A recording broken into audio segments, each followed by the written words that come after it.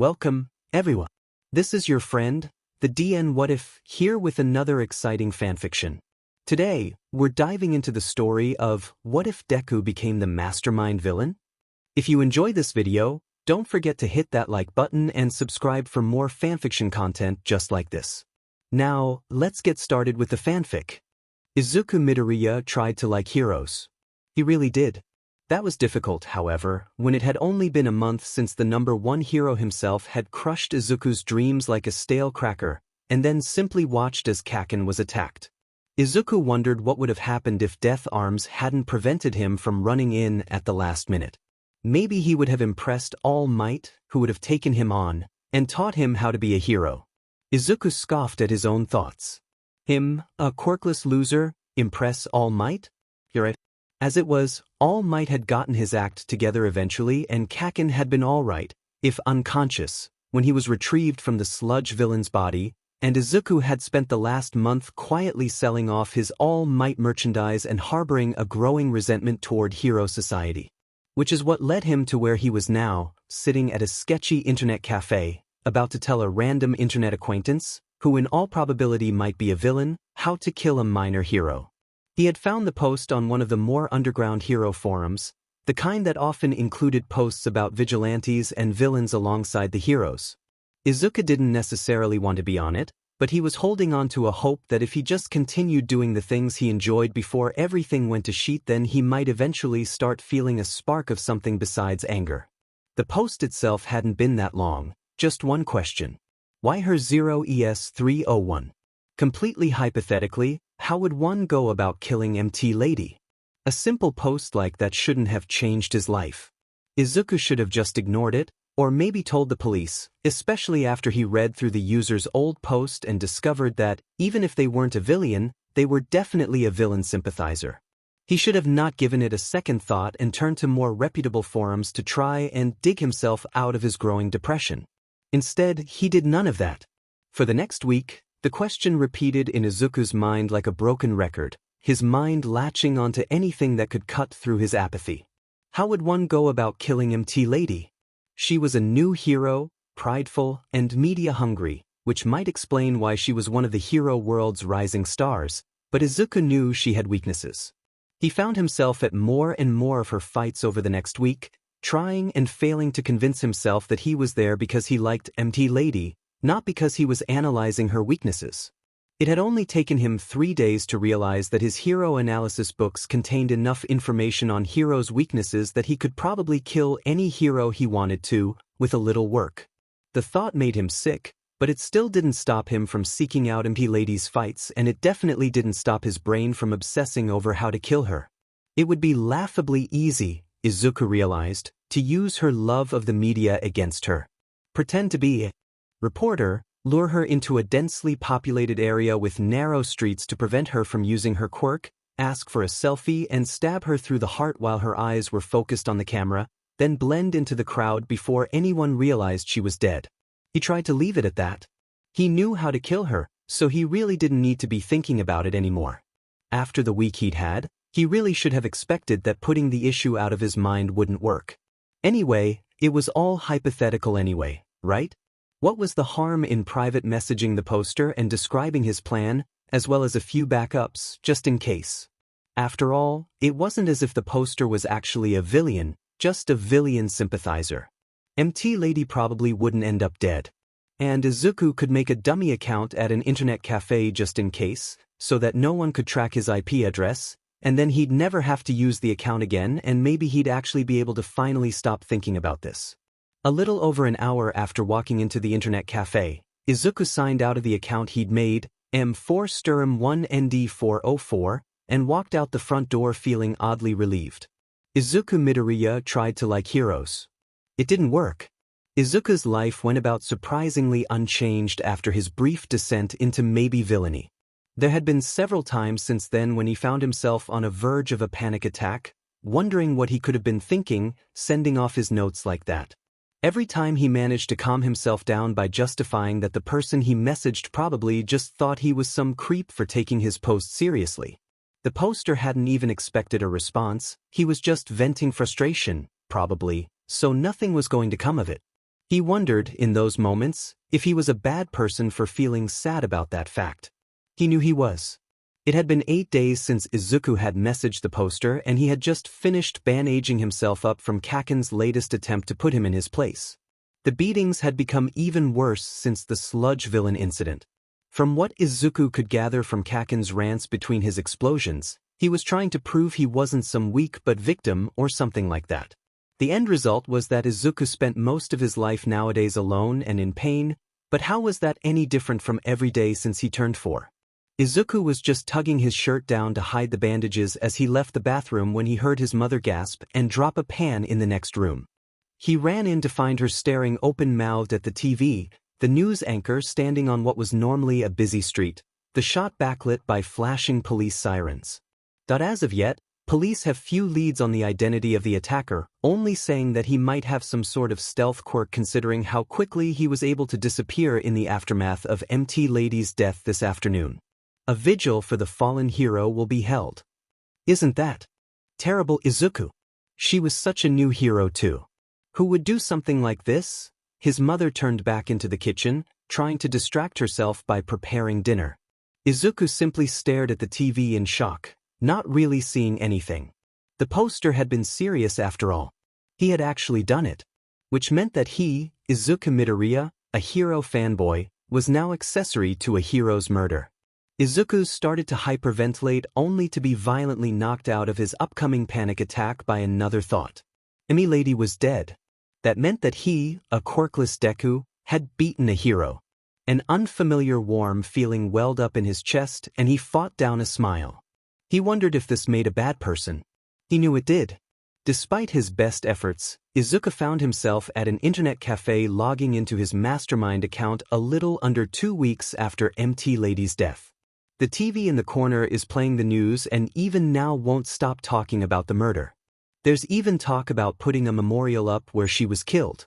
Every time he hears about it, he feels a weird mixture of pride and nausea, the same feeling he felt every time he considered logging into his account. He knew that he should just let it lie, but recent events had shown how not great he was at that. Once his brain had latched onto a problem, it wouldn't rest until it was dead. Literally, in the case of MT Lady. He clicked on the little envelope at the top of the screen, seeing a notification for 4 new messages. He opened the oldest one first, the only one from the original MT Lady poster. New message. From YHER0ES301. Thanks for the plan, I couldn't have done it without you. Well, I couldn't have gotten away with it at least. I know your reasons for helping are your own, mine are too, but just know that if you ever need anything, I've got your back. Well, Izuku thought, that's nice of him at least. He sat back and took a deep breath. No one had ever thanked him before, well, not including his mom. Goodness knows Kaken never did. It felt really good if Izuku was being honest with himself, even if it was coming from a murderer. The thought made Izuku nauseous again. Just how desperate was he for attention if a compliment from a villain was enough to send him over the moon? He really was as pathetic as Kaken was always saying, wasn't he? Izuku shook his head in an attempt to yank himself out of a self-pity spiral. If he let that get going, he might be there for hours, and he really didn't want to stay logged in on his villain account longer than necessary. He pointedly ignored the voice in the back of his head that said having a villain account wasn't supposed to be necessary at all. It was then that he noticed the thank you note had a postscript. P.S. I hope you don't mind that I told a few friends about your account. None of them are cops, so don't worry about any snitches. Izuku hurriedly clicked back to his inbox, trying not to panic. He refreshed the page twice, willing the words on the screen to change, but when had anything ever actually paid attention to what he wanted? 3 new messages. From villains. It wasn't like Izuku could justify it like he could last time by saying he didn't know for certain these were villains. They had been referred to him by a murderer specifically because he had apparently made a murder plan. There was no way they weren't villains. This was terrible. What had he gotten himself into? Hey kid, are you okay? Izuku jumped when the teenager who had been running the counter put a hand on his shoulder. He hadn't even realized he'd been hyperventilating until that moment. He nodded, willing the worker to just go away, but apparently he wasn't that great of an actor because the worker just stood there looking concerned. Izuku took a few deep breaths, both to calm himself down and to convince the worker he'd be fine. When he felt he'd staved off the panic attack, he met the worker's eyes. "Thank you for your concern. I think I'll actually be heading home now." The worker nodded and walked back to the counter as Izuku signed out without reading the other messages. He considered deleting the account, but the worker was still eyeing him with concern, so Izuku didn't want to take too long. He almost sighed in relief when he walked through the doors. No doubt if the worker had seen anything incriminating on his screen, he would have called the cops rather than helping Izuku through a panic attack. He pulled at his hood self-consciously as he turned toward home. Someone thought he was useful. The thought almost stopped him in his tracks, but he managed to trip over air instead. Someone thought he was useful. Sure, that someone was a villain, but still, someone thought he was useful. That meant he wasn't just a worthless Deku. Bad Izuku, he shook his head. As great as that compliment felt, it was still coming from a villain, a murderer, and murder was wrong. Izuku reminded himself that this was a world he didn't want to be caught up in and he didn't want to associate with murderers, despite the fact that they seemed to be the only ones that didn't see him as a waste of space. Murder is wrong. Izuku didn't want to be a villain. He just had to keep reminding himself of that. Izuku kept his head down as he walked to his seat at the back of the classroom, mentally willing himself to become invisible. Kaken had been quiet for a few days, which normally meant that an explosion was coming. He was so concerned with not meeting Kaken's eye that he didn't notice the foot sticking out in the aisle until he was already going down. As it was, he knocked his chin hard on one of the desks and just barely avoided biting his tongue as the class roared with laughter. "Midoriya," the teacher called out. Izuku felt his hope rise. Was the teacher actually going to step in and put an end to the bullying? He had to have seen that guy trip him, right? "If you're quite finished being a disruption, I am ready to begin the lesson." Izuku looked up at the teacher from his place on the floor, shocked. The teacher saw what had happened and was still turning a blind eye. Izuku sat shocked for a few silent seconds before looking down at the floor and nodding.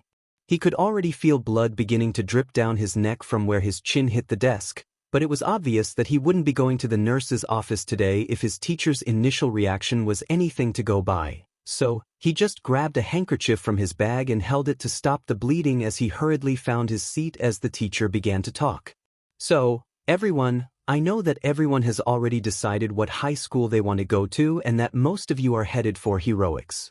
However, due to the highly competitive nature of that field, we're obligated to dedicate time to a career planning workshop to make sure you know about other career paths that could be available to you. Take one of these worksheets and pass the rest back. You'll have the whole PRD to work on them, so just raise your hand if you have any questions. Try to keep in mind your quirks, skills, and talents when weighing your options." Most of the students started to move around as soon as they received their worksheets, going to sit by their friends, and the noise level gradually increased as everyone started up side conversations. Izuku turned his attention to the paper and started trying to think of careers that didn't involve heroics. After all, if even All Might didn't think it was possible. "Oi, Deku!" Izuku tensed at Kaken's tone. "What now?" So, he could tell by the smirk on Kaken's face that whatever he was about to say wasn't going to be pretty, but doubted he could do any worse than the suicide baiting that had become almost common since the Sludge Villian incident. "Teach said we were supposed to pick careers based on our quirks, skills, and talents, but you don't have any of those, so what can you even do? A quirkless Deku like you is so useless you'll be lucky to be hired to take out the trash." The lackeys surrounding him laughed and Kaken looked at Deku with a self-satisfied smile as if he had just told the greatest joke of all time, but Hen again, Izuku thought bitterly, everything Kaken does is the greatest. Izuku tried to ignore the jibe and just do his worksheet, but Kaken's words unfortunately got him thinking and he pulled out his phone to Google jobs for quirkless people. The results loaded slowly, thanks to the school's cheap internet, but they were no less shocking when they finally appeared. Quirkless unemployment, an epidemic? Quirkless discrimination, fact, fiction, and glass ceilings. Quirkless unemployment, statistics. Izuku skimmed through the articles, frantically at first, then with more and more numbness as the hour went by. Of all quirkless people who lived to adulthood, which was only about half since suicide rates were so high, almost 80% were unemployed. Of the lucky 20% that managed to find jobs, almost all were making minimum wage, and the exceptions were mostly older professionals who had been hired and promoted back when quirklessness was more common. If someone had asked Izuku that morning what would be more harmful, a throwaway insult in homeroom or the beating that Kaken gave him after school, he would have said the beating, hands down. In actuality though, he barely felt the explosions and hardly remembered patching his wounds after. The fact that quirkless unemployment was the first result when looking up statistics on the quirkless was rather telling. But that couldn't apply to Izuku, right?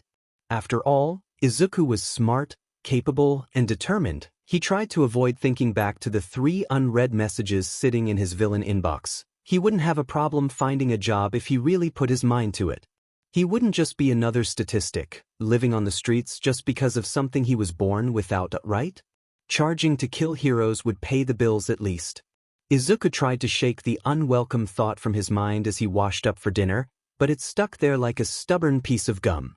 After all, on the internet, no one knew he was quirkless and his skills obviously spoke for themselves. Yeah, he might have to worry about avoiding the police, but he could bypass the invisible walls that kept the quirkless in their place, as Kaken would say.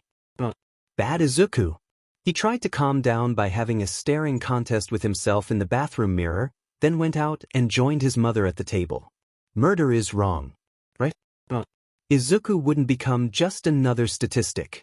And he wouldn't let himself become a villain either, despite how tempting that might be. But what should he do? You're awfully quiet tonight, sweetie. Izuku startled out of his thoughts. His mother was looking at him with concern and pity in her eyes. He was so sick of pity, practically begging him to tell her what was wrong. He couldn't do that, she wouldn't understand. But what could he tell her? He smiled as an idea occurred to him.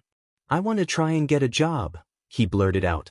Mom's eyes widened slightly at first, but then her face relaxed with relief. She'd probably thought it was something a whole lot worse, if only she knew. I think that's wonderful, sweetie. What brought this on? She smiled.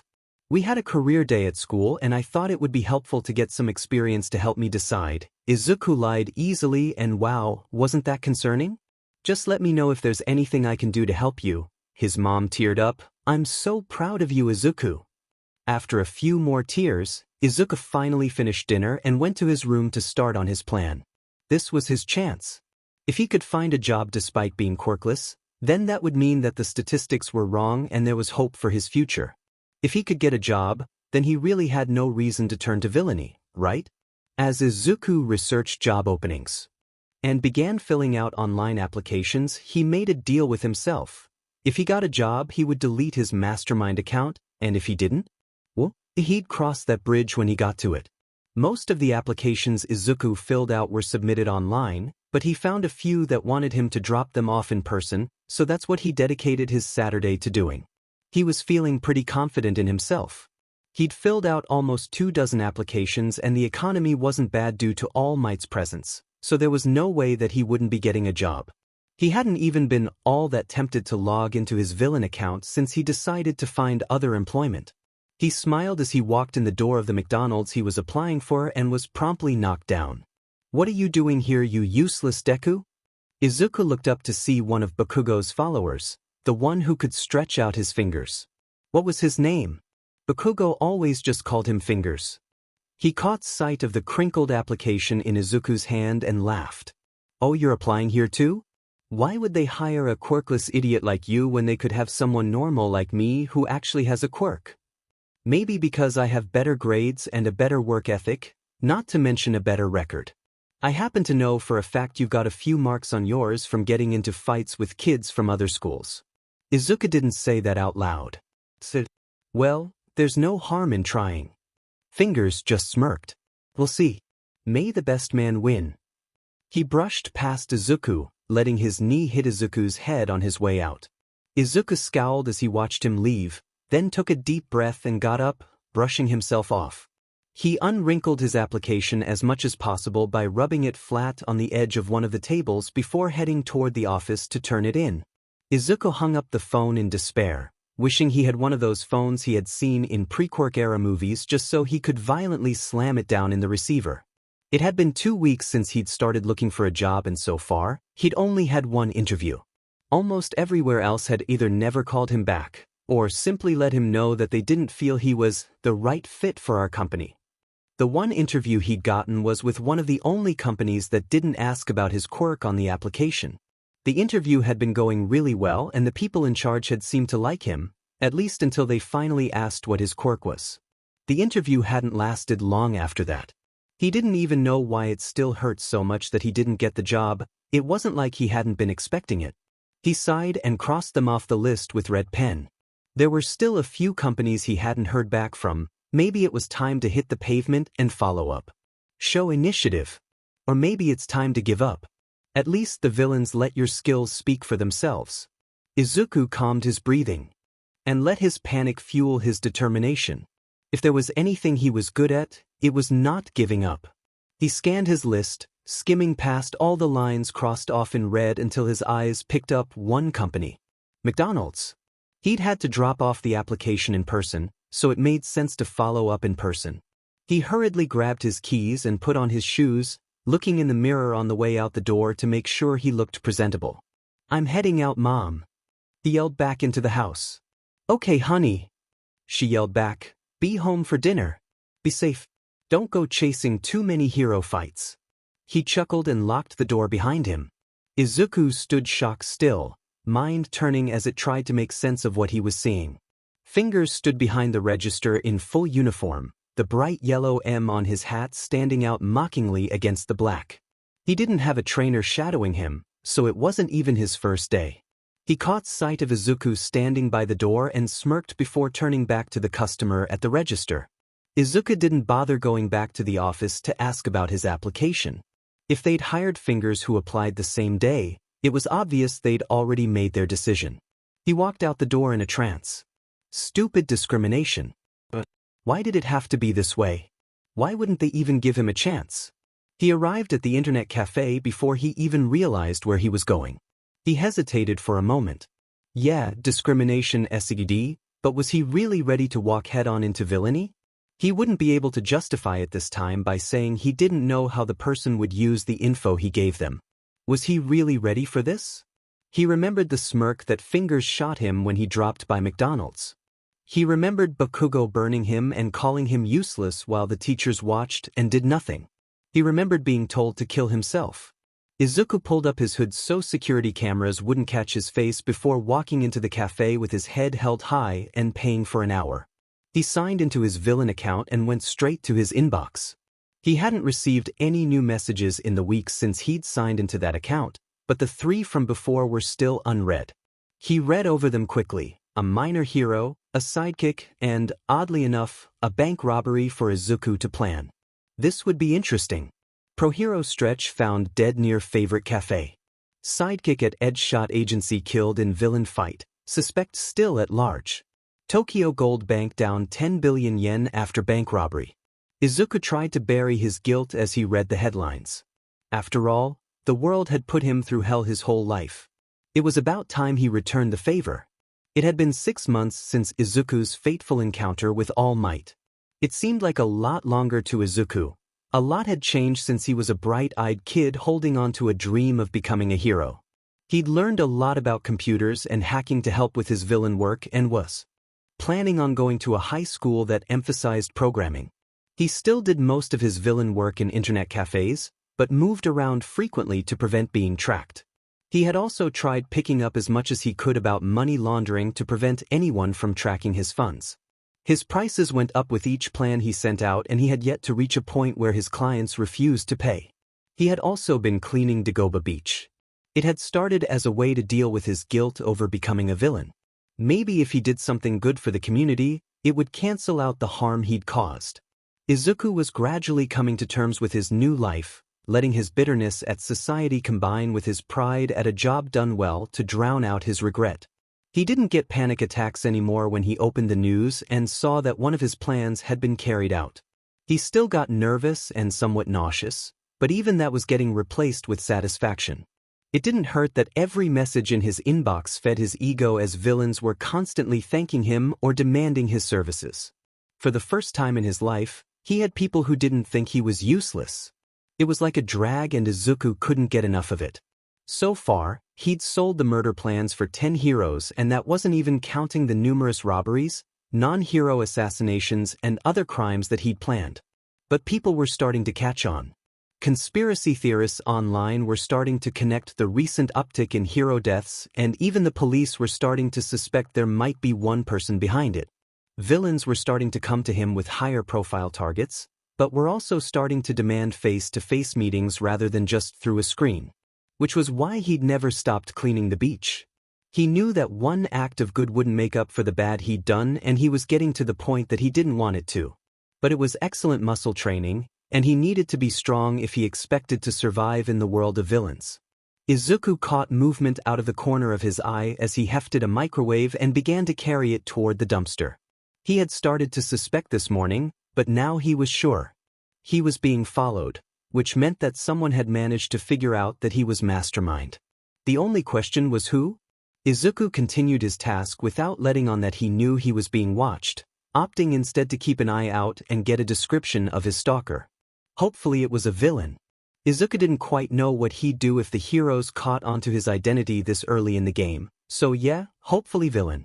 Izuku had to resist chuckling to himself. What had his life become? By the time he left the beach at sundown, he discovered that his stalker was a middle-aged man with gray hair, a goatee, and apparently a love of cheap suits and cigarettes. He was pretty good at staying out of sight, but Izuku had years of experience hiding. From bullies and, more recently, stalking heroes himself. He breathed a sigh of relief. This guy was almost definitely not a hero, but if he had managed to find Izuku, he must have significant connections in the underground. Izuku made a note to check his notebooks when he got home. Izuku had become much more paranoid since he'd thrown himself into villainy. Call it a combination of a guilty conscience and an anxiety disorder or whatever, but the end result was that Izuku was neurotically careful when it came to not getting caught.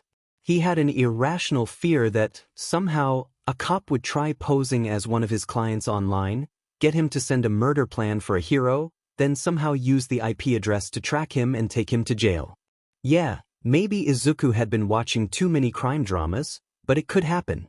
Anyway, he'd started to learn as much as he could about the villain underground so that he could reasonably vet his clients.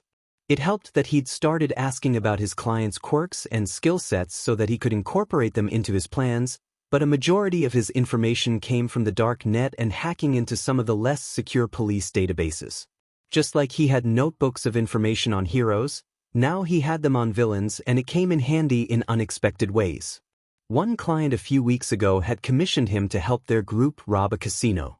It was a difficult job with a big payout, so Izuku had only demanded part of his fee up front. After the job was done, he'd messaged the client about the rest of his money and gotten the response of thanks, but you should be lucky with what you've got and you're not getting any more from us. Idiots really. He'd vetted them beforehand and checked their quirks against the police registry, so he knew who they were, where they lived, and most importantly, their weaknesses. In the midst of his fuming, it hadn't taken him long to find a few villains with a grudge against their little group. Turns out Izuku wasn't the only one these guys had tried to screw over. It was a little harder to find out how to contact their enemies, but once he did, they seemed more than happy to pay Izuku for the chance to take them down. Needless to say, no one had tried to cheat Mastermind out of his fee since. It came in handy now as he looked through descriptions of various known villains in an attempt to figure out who was following him. The guy didn't have an obvious quirk from what he could see, but who would have a reason to come after him? A previous client? No dice. Izuku continued rifling through the pages until bingo. Jiren. A broker. Izuku leaned back in his chair, of course. The name nagged at him though, like he should be more familiar with this guy than just a passing entry in his journal. His eyes skimmed over the notes, lingering on the known connections list when a note he'd made in the margin caught an eye, more specifically, a username. But Jiren was the broker who'd reached out to him online a few times early on, offering to arrange meetings with big-name players in the villain world and provide any necessary gear. Izuku had soundly refused. He had been so new to the game when Jiren had reached out and hadn't yet grown comfortable with calling himself as a villain. He had also been scared. One of the main reasons he liked working online was that his skills could speak for themselves. He had a sneaking suspicion that Mastermind's credibility would tank the moment word got out that he was just a quirkless teenager. Things are different now, Izuku mused. Yeah, I'm still a quirkless teenager, but at least I've gotten used to the fact that I'm a villain now. I've got a reputation. A big reputation, if the copycat masterminds popping up to sell inferior plans was anything to go by. A reputation I need to uphold. So far, Izuku had been able to take care of the copycats fairly quickly, using the same methods he used for cheating clients, but one could never be too careful. Maybe it's finally time to start showing a physical presence. And with that, Izuku pulled out a notebook and began to make plans. It had been a week since Jiren started following him and Izuku was beginning to get frustrated. The guy was supposedly one of the best brokers in the underground and was obviously good enough to find him, so 1 week should be more than enough time for him to confirm his suspicions. Izuku knew that he didn't really look the part of a villain, because what criminal mastermind lets himself be bullied every day? But come on.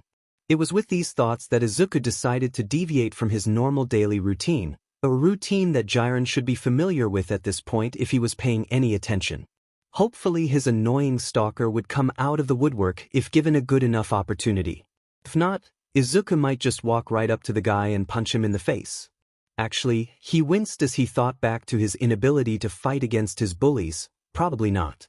Izuku wound his way through the city, heading in the opposite direction from Dagoba Beach.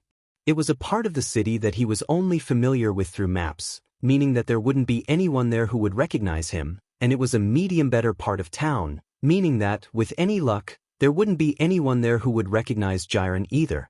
A nice, neutral territory for a first meeting. The cafe Izuku walked into had good reviews, but he honestly didn't care about how good their coffee was.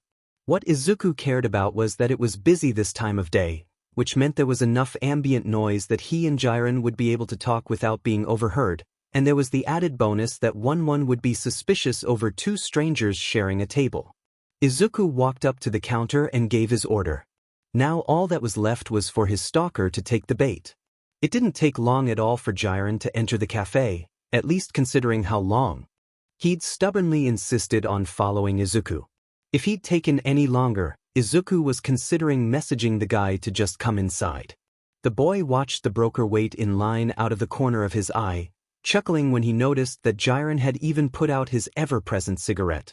He was halfway through his coffee when Jiren slid into the seat across from him. "I was wondering if you were ever going to actually talk to me."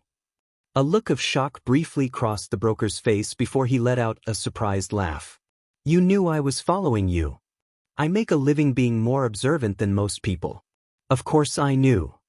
Izuku took another sip of his coffee. "What I don't know is why you insisted on observing for a full week before coming to talk to me. You must have had pretty good intel on who I was. Watching my daily routine wasn't going to change that." Jiren chuckled and shook his head. "Well, it took me a week to be sure I had the right guy, and even now you're sitting here confirming it, and I'm still not sure." Izuku hummed. "Yeah, I guess my whole weak and innocent act does tend to throw people off. If it almost fooled you, then just imagine what the heroes will be thinking when they have their pride on the line." Jiren smiled. "Now there's the ruthless mastermind we know and love. You've been doing pretty well for yourself online from what I've heard, but you know that you're not going to be able to hide in the shadows forever, right?" Izuku sighed and put down his cup. "Yeah, the copycats are already starting to get on my nerves." He reached into his bag and pulled out a folder, sliding it across the table. "That's why I need your help. You are the best at what you do, right?" Jiren raised his eyebrows as he took the folder and began looking through it. There was a design for a villain costume and a list of weapons that Izuku thought he'd need, including a lot of knives. The broker looked over the designs silently for a few minutes, then nodded. "This should be doable, but I should warn you that this'll cost you a pretty penny, the weapons especially. You know what my rates are, Jiren. I can afford it. Plus, I'll even let you introduce me to a few of the contacts you've been hounding me about." Jiren smiled. "You sure know how to tell a man what he wants to hear. I'll start calling around. But you'll be packing some serious heat." Jiren pulled out the weapons list and placed it in front of Izuku. "Are you sure you know how to use all these?" Izuku shook his head. "Not yet. That's actually the last thing I need your help with." Jiren pet his eyebrow, still smiling. and gestured for him to continue. I want to meet Himiko Toga. That wiped the smile off the broker's face. The serial killer? He asked in shock. Izuku nodded. You followed me, so I trust you know about my quirk situation. Jiren nodded hesitantly. Well, since I don't have a quirk to fall back on, I'm going to have to rely primarily on weapons. Knives are the best option. For both close combat and ranged, once you factor in throwing knives, and there's no one better than Toga when it comes to knives. I want her to teach me how to fight. Jiren was solemn now. I hate to ask it, but what if she kills you? Izuku just smiled, wondering if it made him just a little bit crazy that he was asking to be trained by a serial killer. I think I can hold my own. Besides, you won't let her kill me, I'll be making you too much money. Izuku started to get up to leave, but Jiren grabbed his arm. Before you leave, I have a gift for you. He grabbed a laptop bag from the floor and put it on the table. This is top of the line, virtually untraceable. Internet cafes are great and all, but I think you'll agree this is the easier option. Izuku booted up the computer and looked it over. It was nice and really would make his work much easier. He quickly checked to make sure there wasn't any tracking apps or spyware installed before closing it. Meanwhile, Jiren had pulled out a simple smartphone. This is also untraceable. I already have the number and put my contact info in as well. I'll text you an address when your gear is ready and you can pick it up. I'll also text you when I manage to get a hold of Toga. She's slippery, but shouldn't be too hard to find. I'll be honest, I really hope you know what you're doing. Izuku just tucked the phone in his pocket and slung the laptop bag over his shoulder as he stood and grabbed his cup. If I didn't, I wouldn't have chosen to call myself Mastermind. Jiren watched the boy leave. This kid is crazy, his smile turned greedy. Look out, heroes. Mastermind is here to stay. Izuku checked the address Jiren had texted him to make sure he was in the right place before going in, letting the door swing on its hinges behind him. The travel agency he was in was obviously a front, the bored young woman at the front desk fixing him with an unimpressed stare that very obviously said, "You're lost, idiot, get out of here before you hurt yourself." Izuku just ignored it, walking up to the desk with the sweetest smile on his face. "Hi. I have an appointment with Jiren. He said he had a package for me." The girl continued staring at him for a minute before she gave up and sighed. "If you're sure, squirt. What's the name?" Izuku's smile got wider. Mastermind. He almost laughed as she did a double take, suddenly much more awake. "Just a moment, sir." Her voice shook slightly. "I'll just let him know you've arrived." Izuku nodded and found a seat in the lobby as the receptionist made a call. He was just pretending to look through a magazine when the door swung open again and a blonde girl in a loose school uniform came skipping in and leaned over the receptionist's desk. "Hiya, baby. You're cute. Jiren said he wanted to see me. Do you know why? Was it to meet you? I like your shirt, by the way. It's such a pretty shade of red. Red's my favorite color. I love seeing everyone in it. You just came prepared." Izuku smirked at the cornered look on the receptionist's face as Toga encroached further and further into her personal space. She was saved by Jiren coming out from the back. "Mastermind. Pleasure to see you again. Nice to see that the phone I gave you is working well." "It's working wonderfully, thanks," Izuku replied. "The laptop as well. If the other gear I've ordered is even half that quality, I don't think I'll ever order from anyone else." "That's what I like to hear." Jiren clapped him on the back and turned toward the receptionist and Toga, who was looking at Izuku hungrily. "Toga, I'll be with you in just a few minutes. Can you find something to entertain yourself out here in the meantime?" The receptionist looked faint as Toga smiled widely at her, her fangs on full display. "Your poor receptionist," Izuku said when the two arrived at Jiren's office. "Yeah," Jiren replied, "but remind me whose fault it is that Toga is here to begin with." "Point taken," Izuku chuckled. "So, you have my villain outfit?" Instead of replying, Jiren just took a large box and put it on the desk. Izuku looked over the contents, inspecting the armored pants, shirt and jacket before moving on to the gas mask. Overall, it was simple and more than a little plain compared to the flashy hero costumes plastered all over the news, and it was exactly what Izuku wanted. It all looks good. And the weapons? In the gym where you'll be training with Toga. Speaking of, I don't really like the idea of having to find a new receptionist. I just barely hired this one. The gym is the last door on the left. I'll go get Toga and meet you there. Izuku nodded and made his way down the hall. He tried a few of the other doors, but they were all locked. Good, Jiren's not just a trusting idiot. The gym wasn't huge, but there was enough room to move around comfortably. There were a variety of different-sized boxes stacked against the walls so that they could train with obstacles when they were ready, and there was a large display of weapons on the wall beside the door. Izuku guessed that this room was normally used for demonstrations of the most common weapons Jiren sold. He noticed an innocent-looking cardboard box sitting on the ground under the weapons display and was halfway to wondering what was inside before he saw the name Mastermind written in small black letters in one corner. He smiled and opened it. All the weapons he'd ordered were there, as well as a few extra, training versions, which were basically the same, except dull instead of sharp. Is this really him? Is this Mastermind? He's so tiny. It was a wonder this girl was such an effective killer, considering she probably wouldn't know stealth if it bit her in the butt. Izuku really hoped that this wasn't one of those smart people make stupid decisions moments because he wasn't really ready to die today. Maybe he should have put his affairs in order before showing up?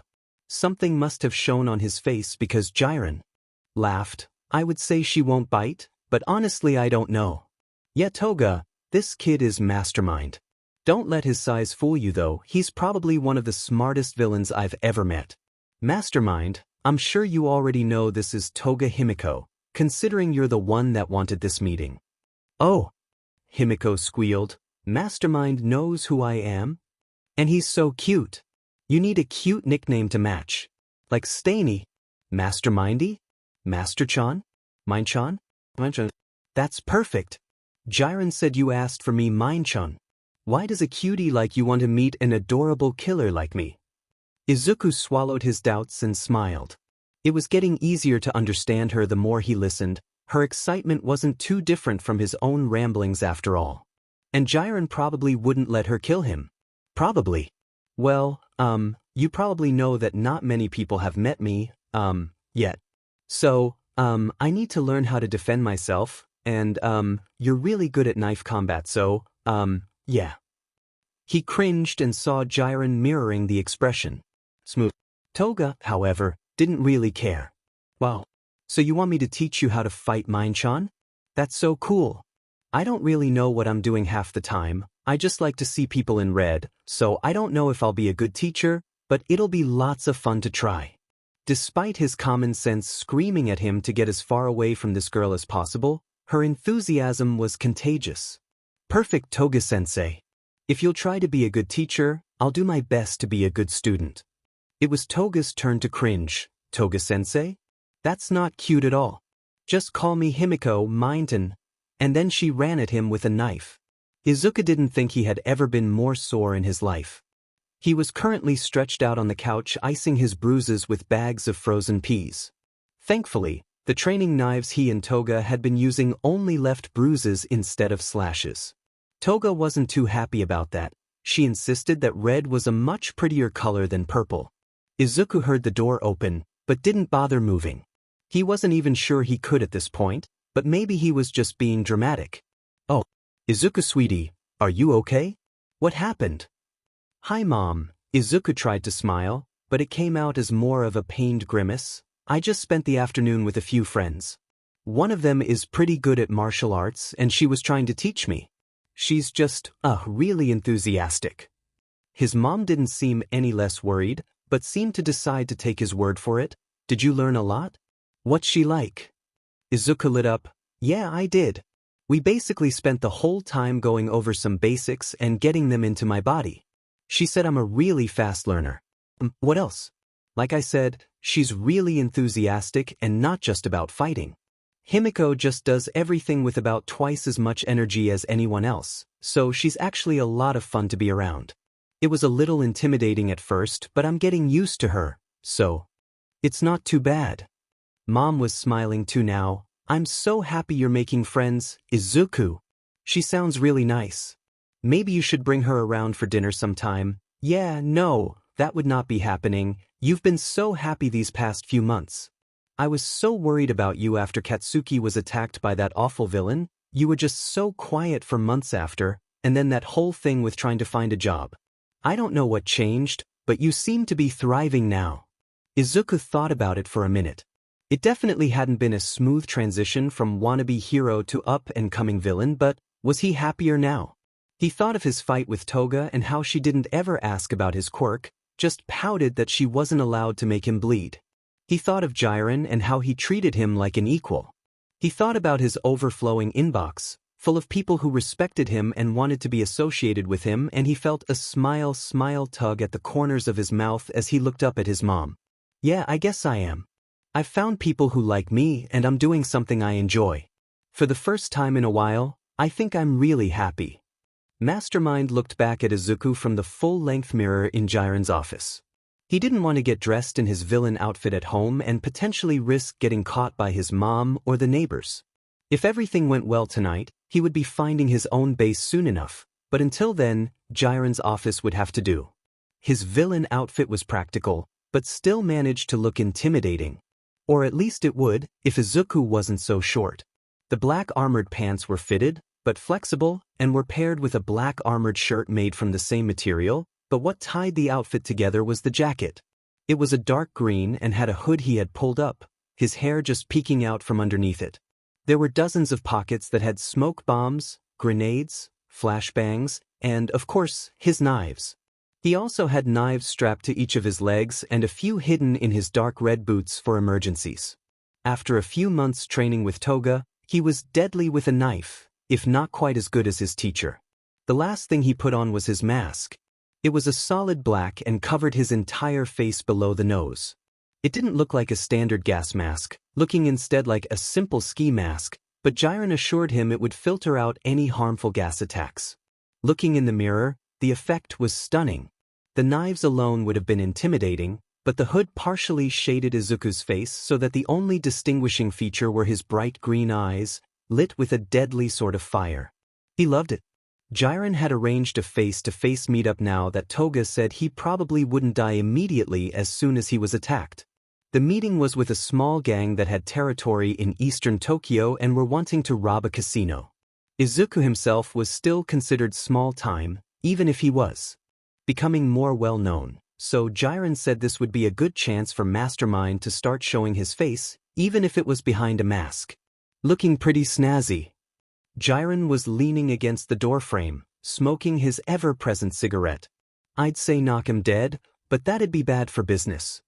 Izuku rolled his eyes, again marveling at how they stood out against his outfit. "Let's go. The sooner we get this over with, the sooner I can pretend I'm not nervous." Jiren chuckled, but grabbed his keys. "You're such a smart kid, I keep forgetting how new to the game you are. Normally it takes years for small fry like you to get to this point in their careers." "Yeah, well, normally small fry don't make a living killing heroes."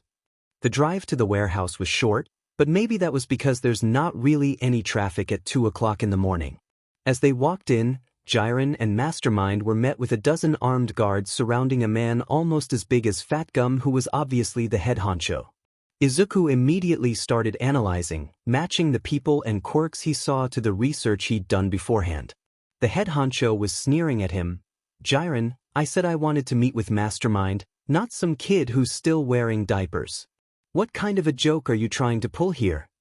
Jiren just smirked. Izuku was fairly certain it was his default expression, but there was a possibility that he was genuinely amused by the situation. "Yeah, I know he doesn't look like much, but I guarantee you he's the real deal. Apparently, you don't have to be tall to be smart." Izuku's nervousness was slowly morphing into anger and determination. If there was anything he was used to from his life before villainy, it was JRKs who thought it was their right to look down on him. The head honcho had gone on a rant about Jiren not taking him seriously and how he was powerful and blah blah blah. Izuku just sat down on the chair provided for him and spoke quietly, the determination in his voice and eyes passing for confidence in his words. "Takumi Fujito. Age, quirk, spines. You convert the fat in your body into spines that can be detached, however they have a tendency to bleed when you do that, so you avoid detaching them if at all possible. Family. You have a wife that you married 10 years ago and 4 kids. All under the age of your youngest just turned 6 last Wednesday. Congratulations. By the way. Weaknesses. Your family, the dependence of your quirk on your previous fat stores and the risk of blood loss if forced to use it in the wrong way. You also have a severe allergy to shellfish. Did I get anything wrong? The room had gone completely silent and Izuku smiled innocently beneath his mask and looked directly at the head honcho, who gulped. So, Izuku said pleasantly, shall we begin? Detective Tsukachi rubbed his eyes in frustration before taking another gulp of his coffee. The Mastermind case was rapidly turning from a minor headache to a massive migraine. The guy had been on the scene for less than 10 months and he was already becoming one of the most dangerous villains the detective had ever been tasked with finding. He looked at the file again, filled with whatever neatly written plans they had managed to confiscate from villains and a handful of blurry photographs pulled from security cameras at internet cafes. All the evidence pointed to one thing: Mastermind was a ghost. The police hadn't even known about his existence until months after his first murder, and it was the media who first caught onto the fact that all the recent hero deaths were connected. The heroes and police hadn't even thought to check. Why would they? Each murder was committed by different people with different quirks and there wasn't any signature connecting the deaths. It wasn't until Nedzu noticed that the villains committing the crimes weren't smart enough to pull off the kinds of heists they were doing that they began looking for a strategist rather than a serial killer. A strategist for hire. Looking at it now, it seemed obvious and simple. The murders were only possible because there was some genius pulling the strings from behind, making sure that the villains knew every possible weakness and how to exploit it. Nedzu was anxious to catch Mastermind mostly because he wanted an intellectual equal to play chess with, but Tsukachi wanted to catch him because the more his influence grew the more dangerous he became. The only comforting fact about the entire case was that Mastermind never agreed to in-person meetups, which limited his influence considerably.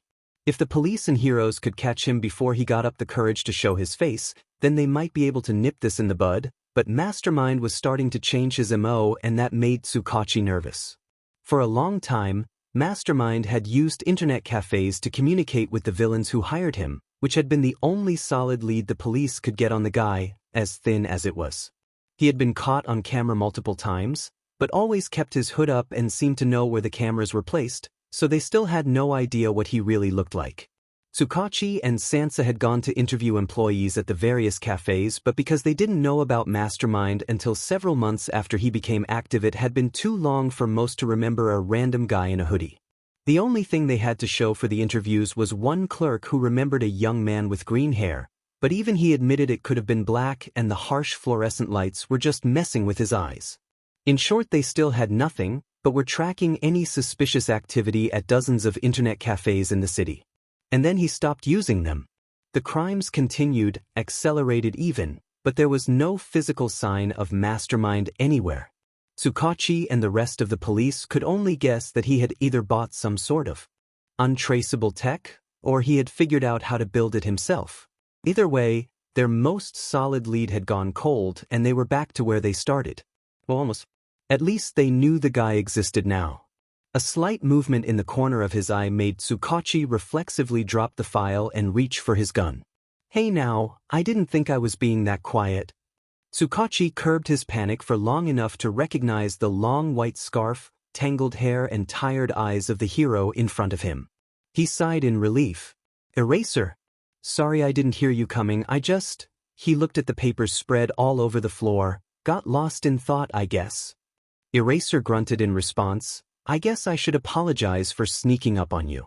Stealth is just kind of a reflex for underground heroes, it takes too much work to turn it off.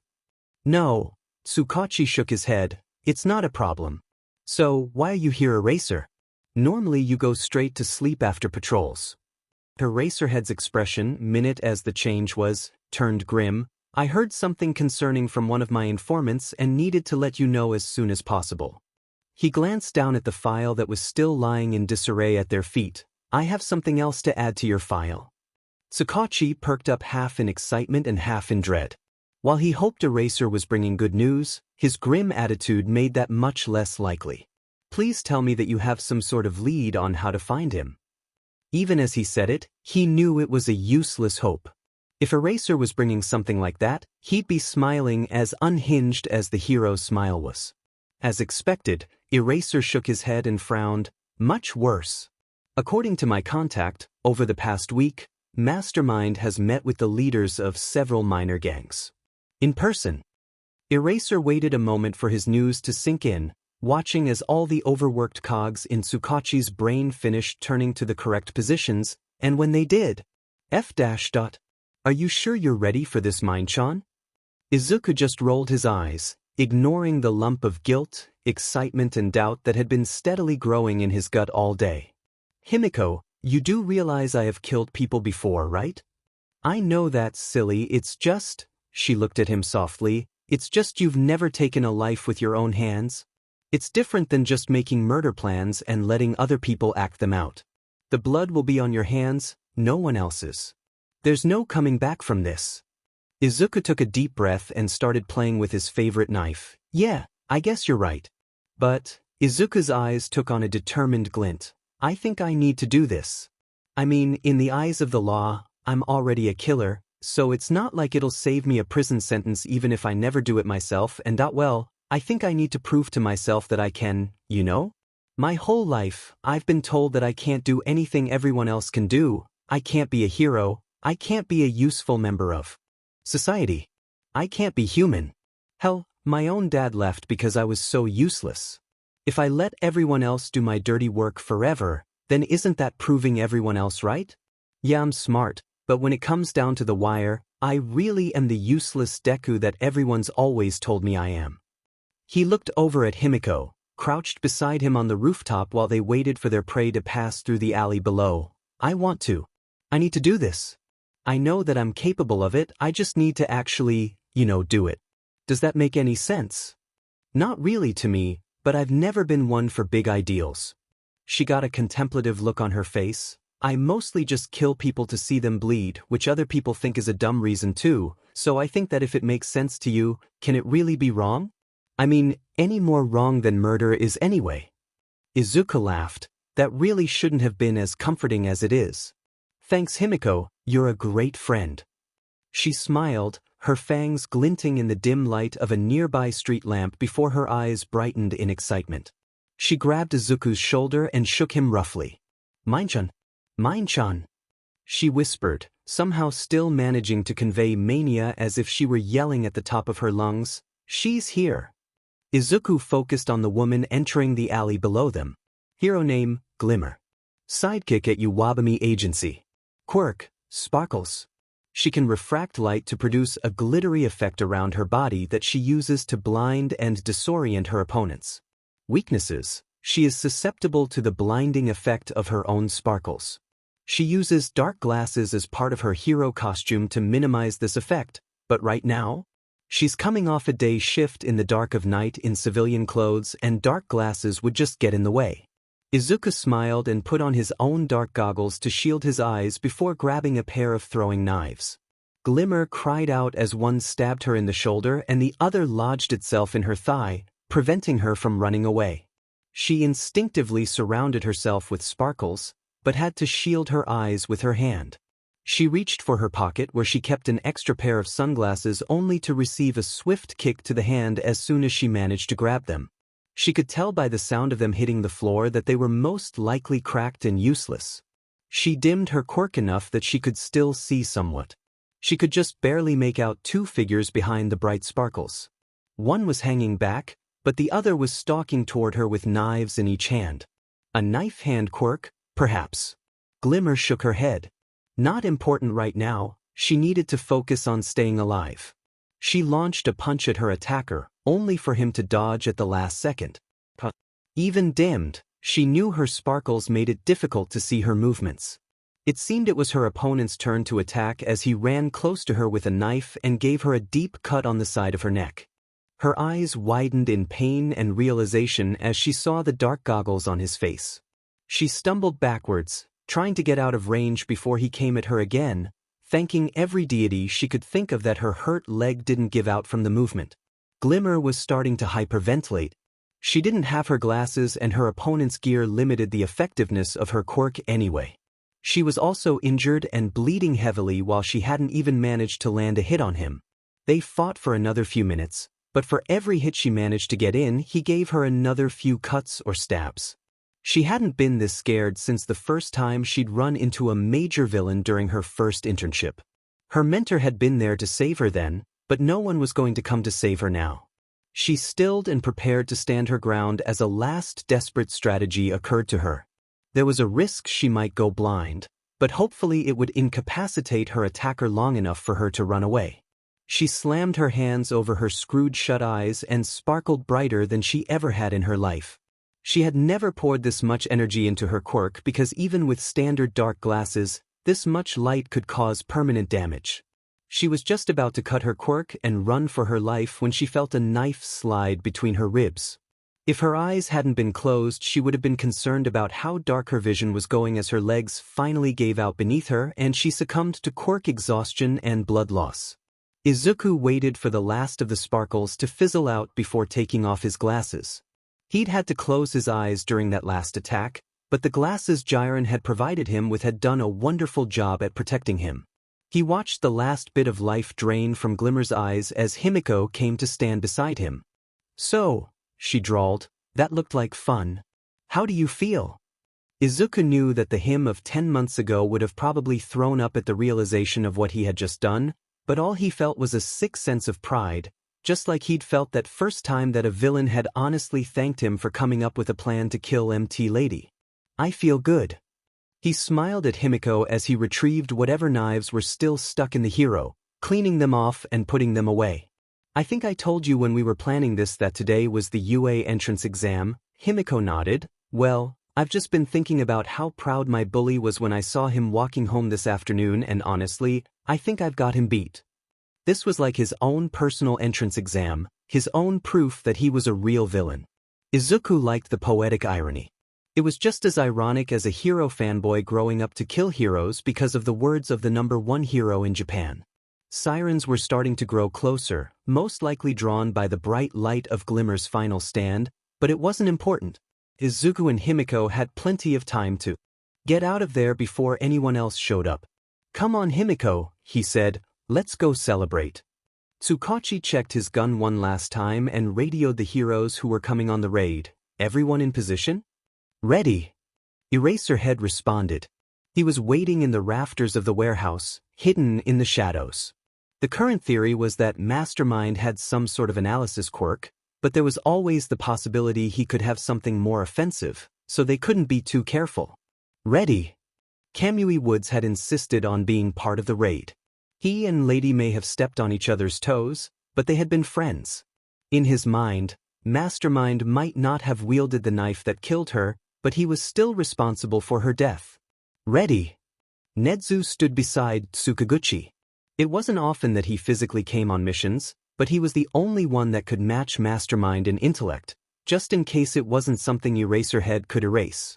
Eraserhead's informants had caught wind of the deal a few days ago, and plainclothes officers on the scene had confirmed that Mastermind had entered the warehouse 20 minutes ago. Tsukachi took a deep breath to calm his nerves. It'd be over soon. "Move in." Izuku was unimpressed. This group of drag dealers was hardly worth the trouble of meeting with, but Jiren had vouched for them, so he'd given them the benefit of the doubt. But seriously?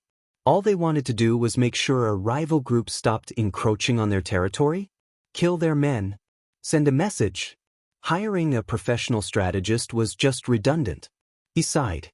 These guys were idiots. All of a sudden, the warehouse exploded in movement as dozens of cops came pouring in and restraining the drag dealers. Izuku cried out as he was wrapped in branches. He swore. "Tus." A loud voice came from a megaphone outside. "Mastermind, this is Detective Tsukachi from the Japanese police force. You are under arrest for accessory to multiple murders and other crimes. Do not resist." Izuku chuckled desperately as his mind raced for a way out of this situation. The heroes had gotten the drop on him, but that he knew better than anyone that every hero has a weakness. He slumped and bowed his head, hiding his smile as he felt Kamui Wood's lacquered chain prison loosen slightly. He silently thanked his bullies for teaching him how to pretend he'd given up, all while reaching in his pocket. His knives wouldn't do much good against this current opponent. Kamui would be able to grow his branches much faster than Izuku would be able to cut through them, but he had a lot more tricks up his sleeve. He grinned as his hand finally grasped what he was looking for. Good thing his costume was flameproof. Kamui Wood screamed as his branches were charred and he reflexively let go. Izuku hit the floor in a roll, but still didn't let up his grip on the miniature flamethrower, instead targeting Kamui's main body.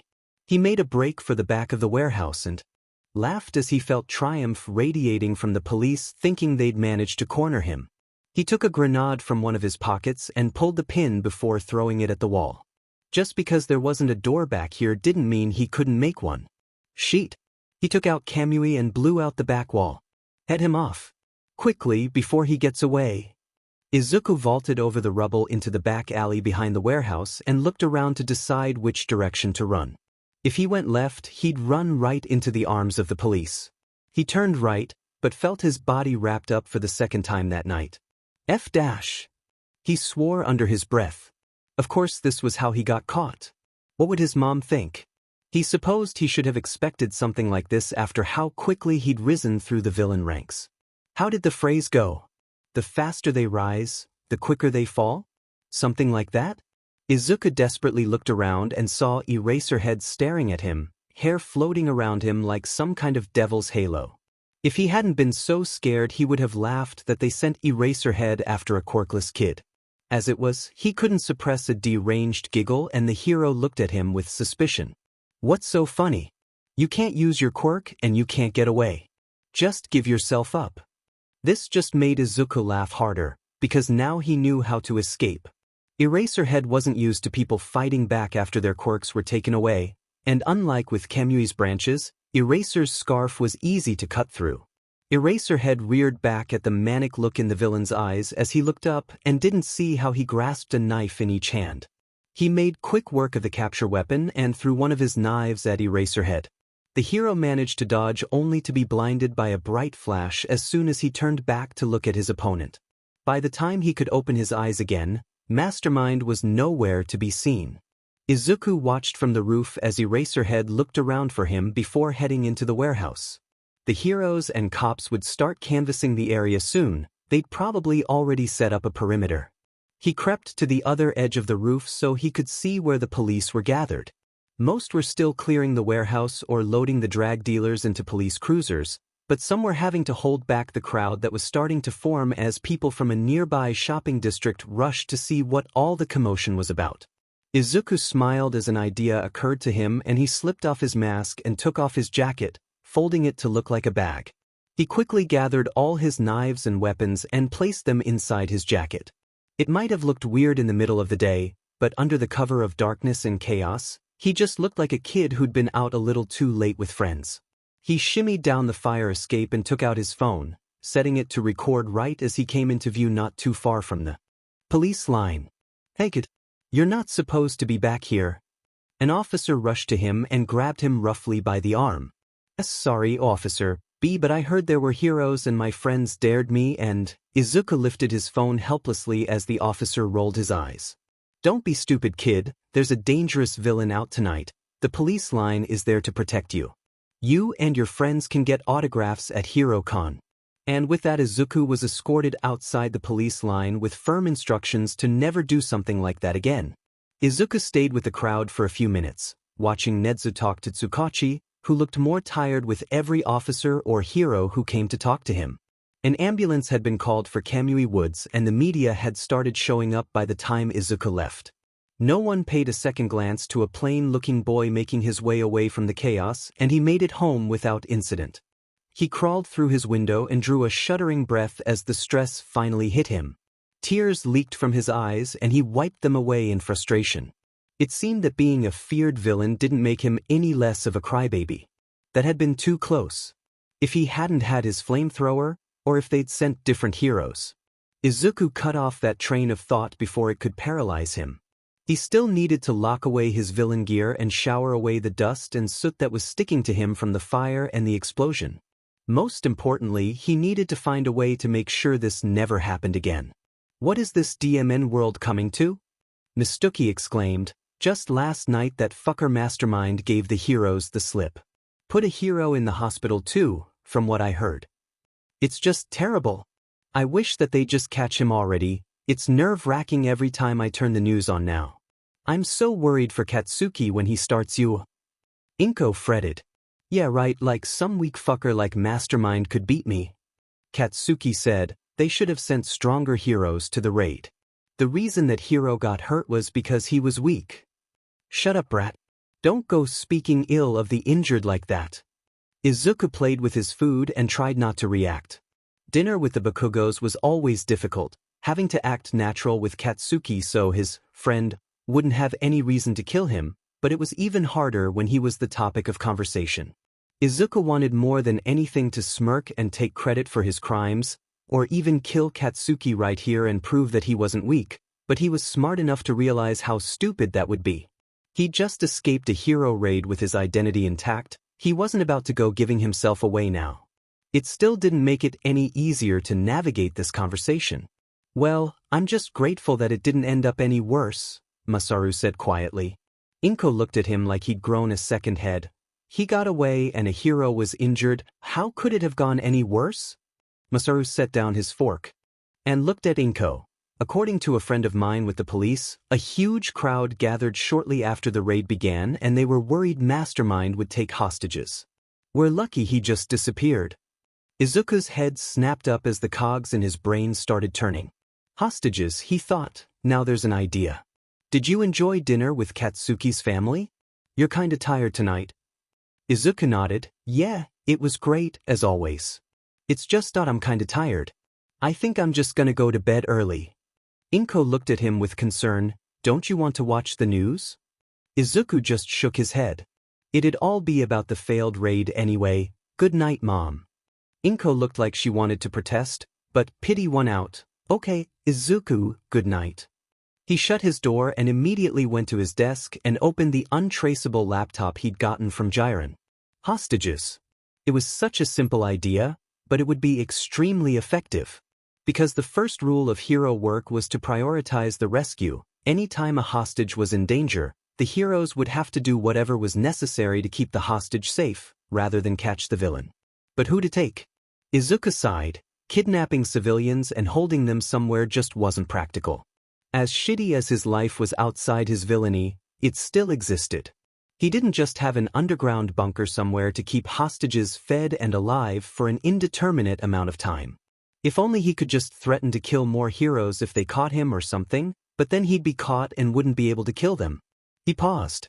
Mastermind had never had to be physically present to kill anyone as long as he had interested buyers. It was one of the reasons it had taken the police so long to acknowledge his existence.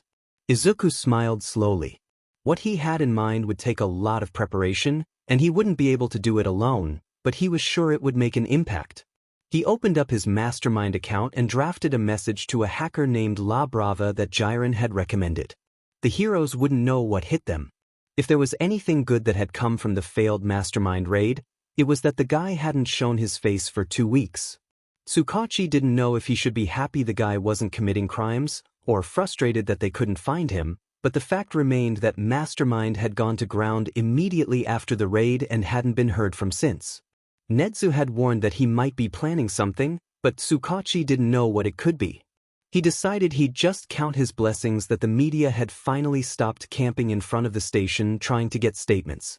It was bad enough that the vultures had finally gotten a hold of the fact that Kemui Woods wasn't just injured, but had been viciously burned alive. He'd been lucky to survive, but there'd be a lengthy recovery process before he'd be able to return to hero work. Tsukachi's thoughts were interrupted by his phone. Ringing. Hello. Detective, are you watching the news? Netsu's voice sounded worried and alarm bells started ringing in Tsukachi's head. He'd heard the principal sound gleeful, sad, even frustrated, but he'd never heard him sound worried before. Turn to channel 5. Tsukachi grabbed the remote to the small TV by his desk and turned it on to find 2 terrified-looking news anchors looking into the camera. That left on the desk of the main producer of our station this morning with instructions to air it or our entire production team would be killed. We do not know yet what is on this tape, so we urge viewers to stop watching as there is the possibility that it could contain sensitive information or images that could be triggering to some viewers. The screen cut to a dark green background. A black circle with a capital M inside it was superimposed on the green, and Tsukachi found it hard to breathe. He'd seen that symbol before on some of Mastermind's latest plans. It was a sort of signature he'd added in the past few months, probably to discourage copycats. This was bad. The image faded to reveal Mastermind in a dark room, his toxic green eyes looking directly into the camera. His voice was somewhat distorted, but it still sounded young and male. Hello. For those of you who don't know me, my name is Mastermind. I'm the strategist behind the recent uptick in hero deaths. You're welcome, he said cheerfully. So, some of you may have heard already, but the heroes almost managed to catch me last week, he slow clapped. Congratulations, heroes, and I'd say better luck next time, but, he turned deadly serious, there won't be a next time. You see, this video is just a courtesy to let you know that this is now a hostage situation. If I am caught or killed, the murder plans for all top 50 heroes will be automatically released to interested buyers. Tsukachi couldn't look away. Taking the top 50 heroes hostage? Mastermind couldn't be serious. Now, I know what you're thinking, but Mastermind? Heroes can defend themselves. You can't take them hostage. His eyes took on a wicked glint, but, you see, that's where you're wrong. I've proved over a dozen times that heroes aren't as invincible as you all want to believe. Just ask MT-Lady. Stretch? Or maybe Glimmer. Detective? Detective? Tsukachi raised his phone to his ear again from where it had fallen on his desk. I'm here. Please tell me this is a bluff. Nedzu pleaded. Tell me that he doesn't actually plan on doing this. Tsukachi swallowed. My quirk hasn't registered any lies. Nedzu swore, another first for the principal. Now, Mastermind continued, in case you think that this is a bluff, I'm going to give you proof. I'll wait until this video airs, then I'll release the murder plans for Pro Hero Washington. He's in the top 10, a pretty competent hero by all accounts. So go ahead, try to protect him. I'm frankly excited to see you try.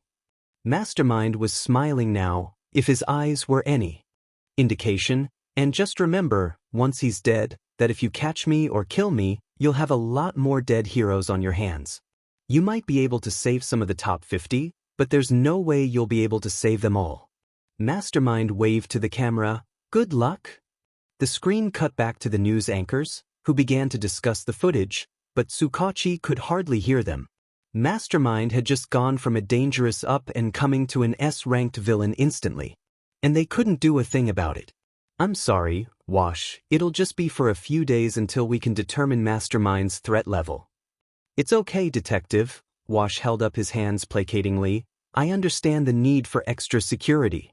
Mastermind had Japan on edge even before he announced his plan to take pro heroes hostage. I just hope everything works out and we can catch him soon. Tsukachi sighed and shook his head. You and me both. They were currently in a safe house, which meant that Wash had to take a few days off hero duty, but it wasn't the end of the world.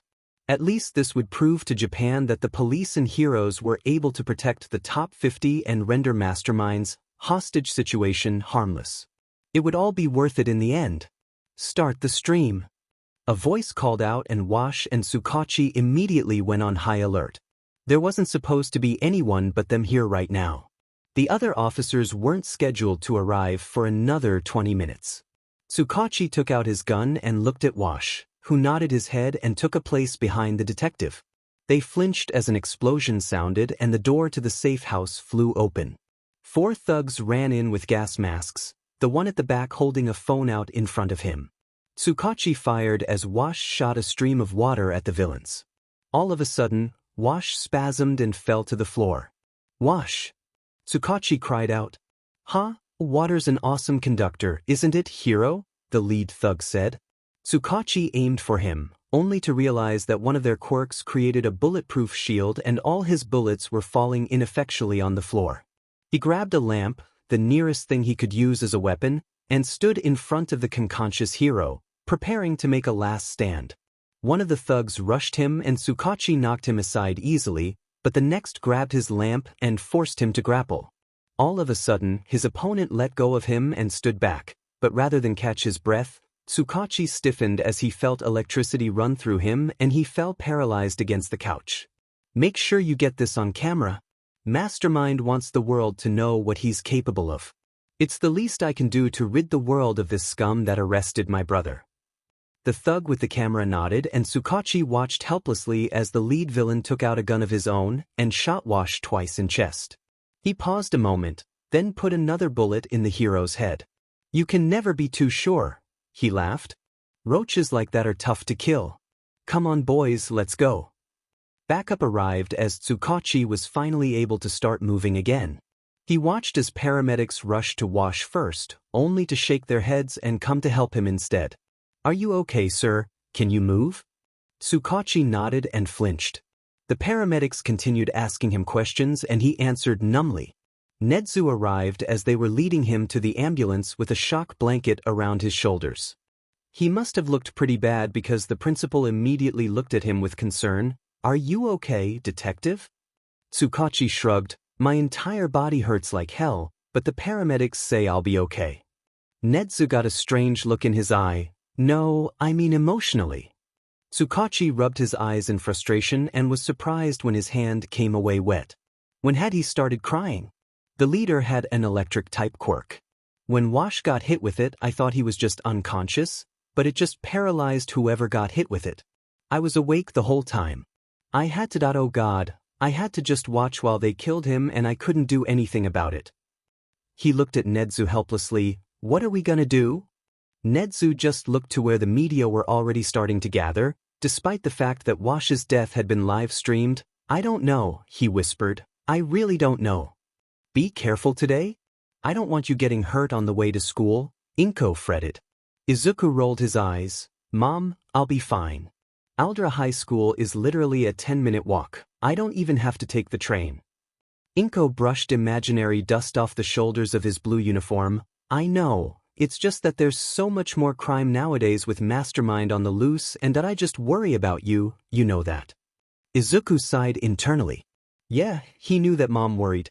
He also knew she'd worry less if he'd been born with a quirk. He hid his frustration behind a smile. I gotta go, Mom. I don't want to be late for the first day of high school. She waved at him with the famous Midoriya tears in her eyes as he shouldered his backpack and walked down the road toward his new school. It had been pretty easy to get into. He'd applied a few other places, including a few that had a track that specialized in analysis and hero support. All of those had taken one look at the red quirkless written on his ID and promptly let him know that he wasn't the right fit for their schools.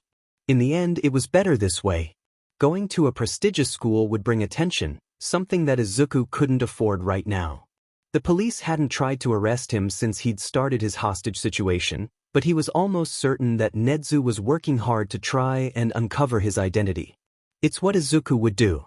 If they could find out who he was, then they might be able to find the computer program he'd hired La Brava to write that would release his murder plans if his arrest or death was ever trending on the internet, or they'd go after Jiren, who also had instructions to release the plans if anything happened to him.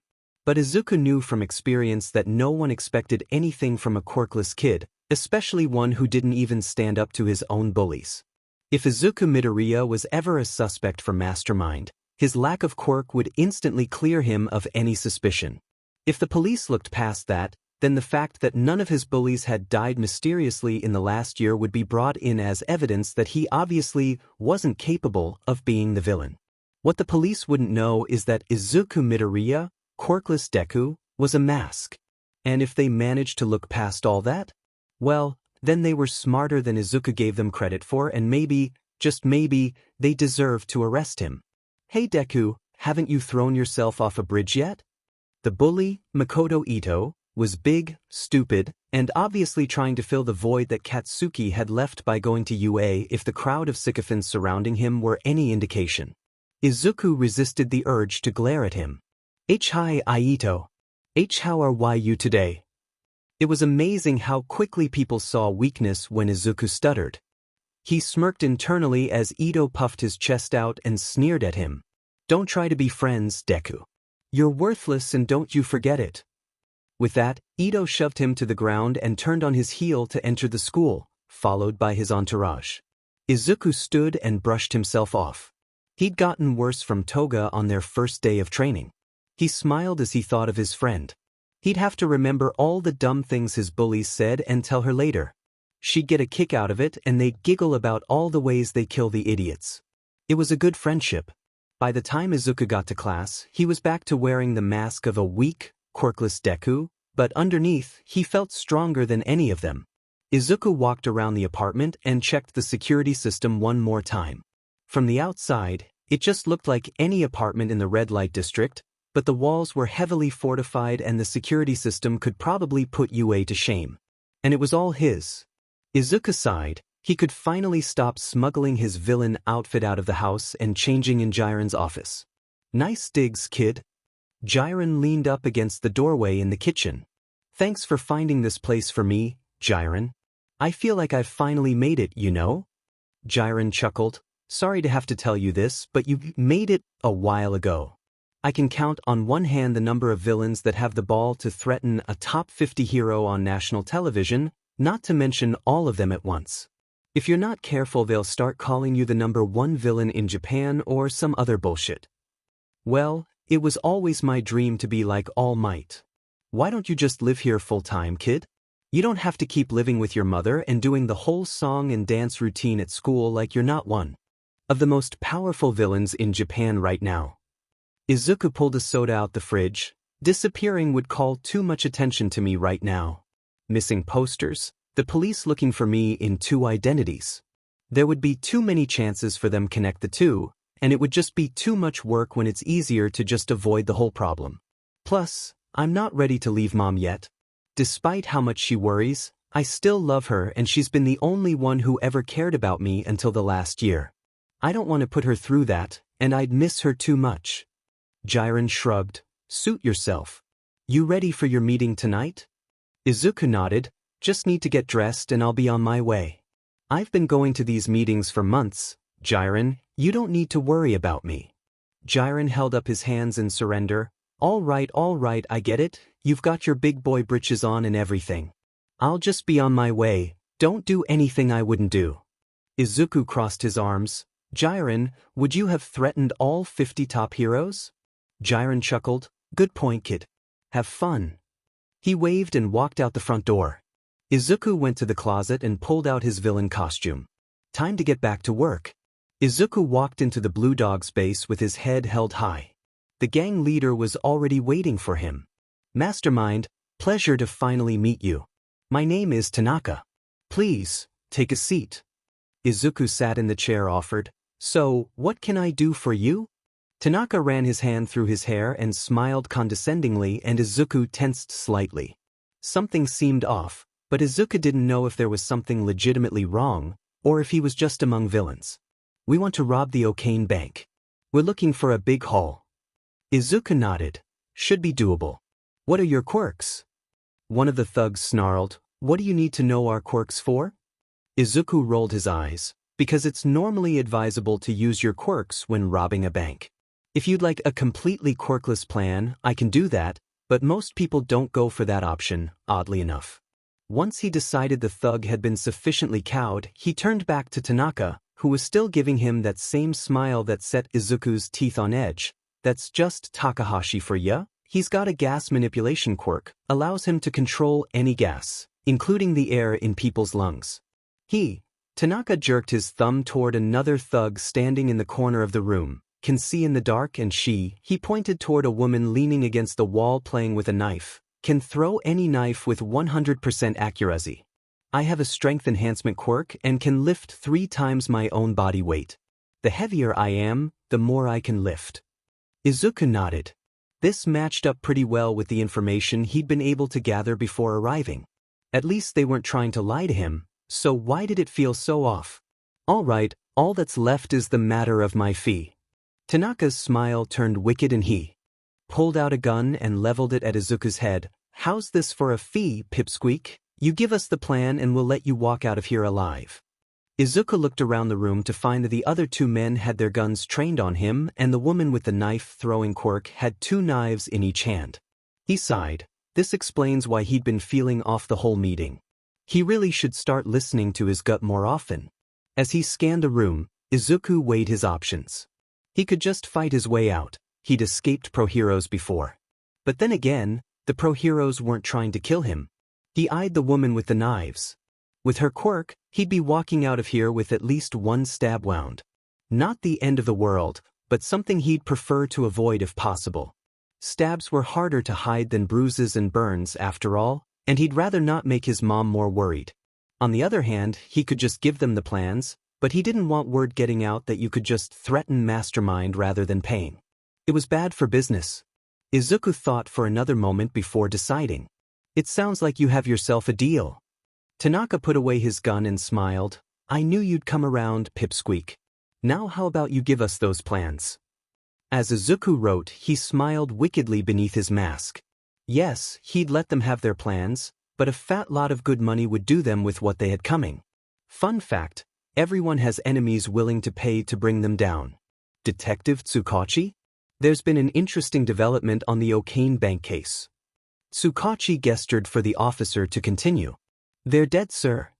The detective did a double take. I'm sorry, what did you say? The perpetrators of the robbery are all dead. The officer said, one was found strangled in his home alongside his family. Another seemingly died in a bar fight, although I doubt it's a coincidence.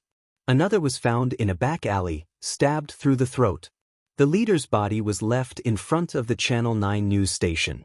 He appeared to have been starved and tortured to death. All the murders were done by different people at different times. The only thing linking them was that they were all members of the Blue Dogs gang that robbed Okaine Bank last week. Tsukachi looked at the officer, and you think Mastermind is behind it? The officer shrugged. It was pretty obvious he was behind the robbery. But why would he eliminate paying customers? Seems like a pretty bad business choice to me. I brought in a guy that had known dealings with the gang. Do you want to talk to him? Tsukachi nodded absently and grabbed the files on Mastermind and the Okaine Bank robbery. He walked into the interrogation room, set the files on the table, and sat down opposite the twitchy young man waiting for him. All right, let's just get straight to the point. What can you tell me about the elimination of the Blue Dogs gang? The man rubbed his fingers together and looked around the room like he was expecting threats to pop out of the walls at any moment. It was their own fault. Tsukachi tilted his head. What do you mean by that? They screwed over the wrong person. You mean Mastermind? Tsukachi asked. The man nodded. Tanaka wasn't ever the type to play fair. If he could screw you over to get $1, he'd do every time. Word is he tried that on Mastermind. Held a gun to his head to get the plans for free, he rushed out. He should have just paid. You don't mess with Mastermind. You think he killed them to send a message? To his surprise, the man shook his head. Mastermind didn't kill him. Tanaka had enemies, they all did. But it wasn't a coincidence that all their enemies suddenly knew their every weakness right after they pulled that sheet. Tsukachi stood. Thank you. You've been a big help. As soon as the door to the interrogation room closed, he sighed and rubbed his eyes. It took a major idiot to try to screw over someone who had managed to kill a hero while he was in police protection. He put the files back on his desk and stood. Maybe he should call Toshinori and go to dinner. Get away from this case for an hour or two. He nodded and grabbed his coat before calling his friend.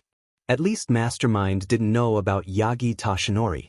Tsukachi shuddered at what would happen if Mastermind figured out how weak All Might really was right now, but his friend had always been super careful with his identity, so they had nothing to worry about. Right? Izuku scribbled in his notebook as he watched the news. A few new heroes had debuted, but that wasn't what caught his attention. What had caught his attention was a group of reporters trying to interrogate a few UA staff members about All Might. It had been a short clip, probably only about 20 seconds, but it was clear that the cameraman had been inside the gates. The reporters didn't call any attention to it, but Izuku knew that UA didn't give out press passes, so how did they get in? He was just considering hacking into the traffic cameras around there to satisfy his curiosity when his phone rang. Jiren. Mom, I'll be in my room. Okay, sweetie. Don't stay up all night. Izuku answered the call right as he closed his door. So Jiren, what have you got for me? Anything interesting? On the other end of the line, Jiren chuckled. I'll let you be the judge of that. Have you ever heard of the League of Villains? Izuku frowned slightly. No, but they sound pretentious. He went to sit on the bed. They must not be a very big group if I haven't heard of them yet. How long have they been around? Not very long. Jiren said. From what I understand, there are only 2 or 3 real members, but they're backed by the boogeyman of the underground, so I wouldn't underestimate them. They're planning something big and going through a massive recruitment. I'm fine on my own, thanks. Izuku drawled. Why would I tie myself down to an organization? A chuckle came from the other end of the line. Calm down, kid, you just be a consultant. He paused. So, will you meet with them?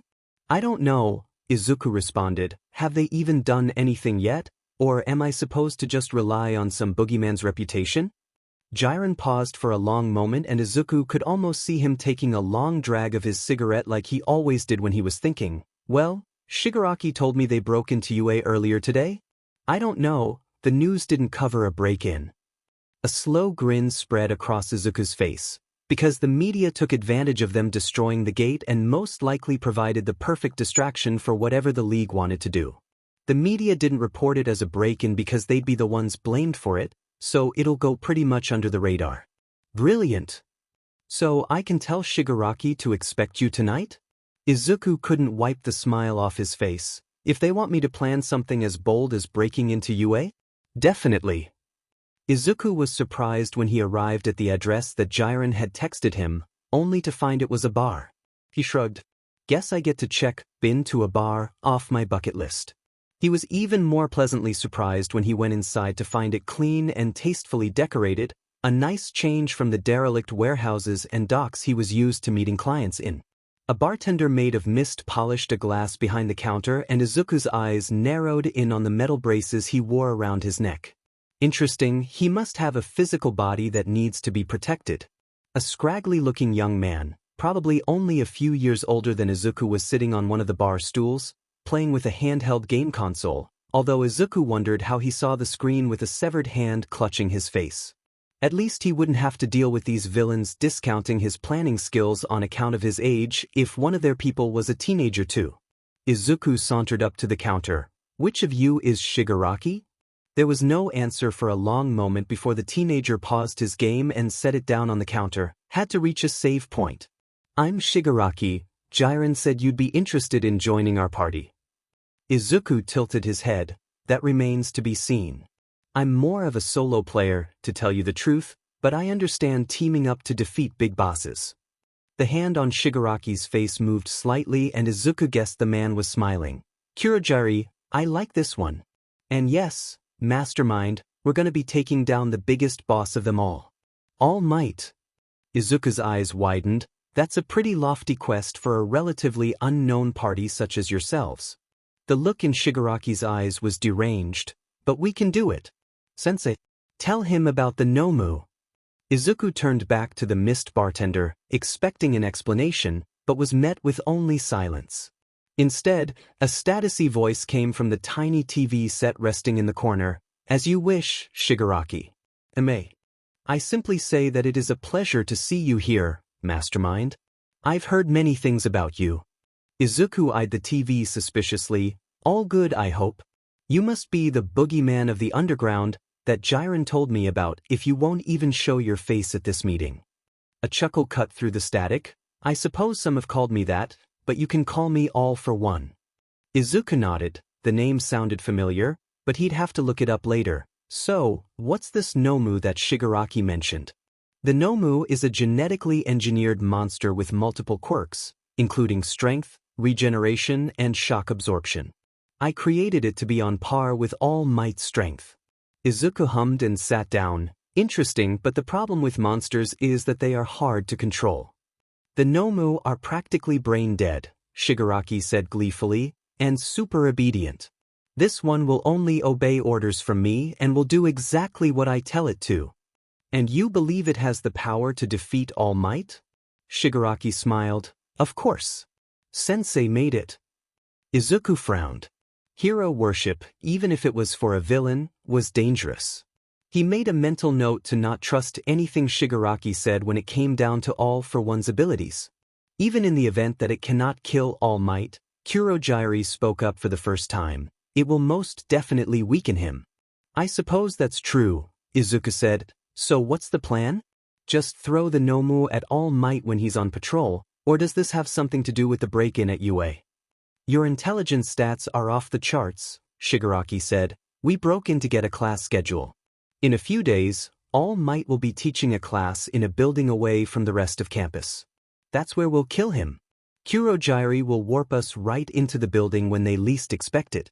The muscle we've recruited will take care of the hero brats and other pros, and Nomu will take care of All Might. Izuku nodded. His mind was buzzing. He'd never been obsessed with getting revenge on All Might for crushing his dreams. Society had done more to do that than the #1 pro, but he'd be lying if he said the idea of revenge didn't appeal to him. But there were too many unknowns in this plan for him to be entirely comfortable with it. What happened if the Nomu failed? How could they make sure All Might was weak when he fought it? What happened if All Might used all his time in the morning and never showed up to class? He began to sort out his thoughts, letting his brain come up with plans for every eventuality. After a few minutes of this, Izuku finally realized the others were staring at him, most likely waiting for his answer. All right, sounds like a plan. However, I'd like to make a few changes if that's all right with you. Shigaraki looked to Kurogyari, who nodded. Shigaraki gestured for Izuku to continue. First, All Might has weaknesses that we can take full advantage of, one of which is that he has a time limit for how long he can be active each day. This is good for us, but could also potentially bite us in the butt if he does too much work in the morning and doesn't show up to class. All for One said, what do you suggest? Well, Izuku pulled out his notebook. Both us have significant pull in the underground. Between the two of us, I'm sure we can manipulate the city so that All Might has to interfere in about 2 hours worth of crimes, but no more than that.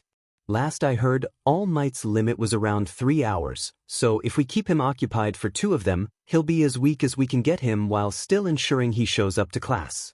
From there, we'll need to split up the hero students and get them away from the entrance. It's important that none of them escape to get help from other heroes. We'll also need some way to jam communications so no one can call for help. That's already taken care of, Kurogyari said calmly. One of the villains we recruited has an electric-type quirk perfect for jamming signals. Izuku wrote down what they had so far. Do you know the students' quirks? It'll be better if we know what to look for. Shigaraki shook his head. They're just brats, they can't do much damage. Izuku wasn't so sure. If all the students were as strong as Katsuki, they could do a lot of damage indeed. He looked at Shigaraki coldly. People would probably say the same about you and me. Age isn't a measure of competence. He bit his pencil. Unfortunately, the staff is probably already on guard after today's break-in, and hacking into the records now would tip our hand. It's not ideal, but we'll just have to split them up as soon as we arrive. The four spent the next few hours debating different plans and making sure that everything would go smoothly. By the time that Izuku went back home, he was almost too excited to sleep. He looked at his bare walls and the still visible outlines of where posters had been and smiled brightly. Watch out, All Might, Mastermind is coming. Bakugo tried to keep to himself on the bus ride, but that stupid shitty hair extra just wouldn't leave him alone. He and his equally loud and upbeat friends surrounded Bakugo, who was seriously 2 seconds from exploding. Not that Bakugo himself wasn't loud, he knew he was, but he was an angry type of loud, not whatever these extras were. They weren't anything like the extras that had followed him around in middle school. Those ones only spoke if it was to agree with him or praise his quirk, where these guys talked about everything under the sun and just wouldn't shut up. They even had the ball to laugh at him and call his personality a garbage heap. Seriously? All Might and Aizawa-sensei sat in the front of the bus, ignoring the class's antics. Aizawa looked almost as annoyed as Bakugo was, probably because All Might wouldn't shut up either. Or maybe that's just what Aizawa always looked like. It was hard to tell. He followed the teachers into the facility and rolled his eyes when the stupid space hero started their spiel.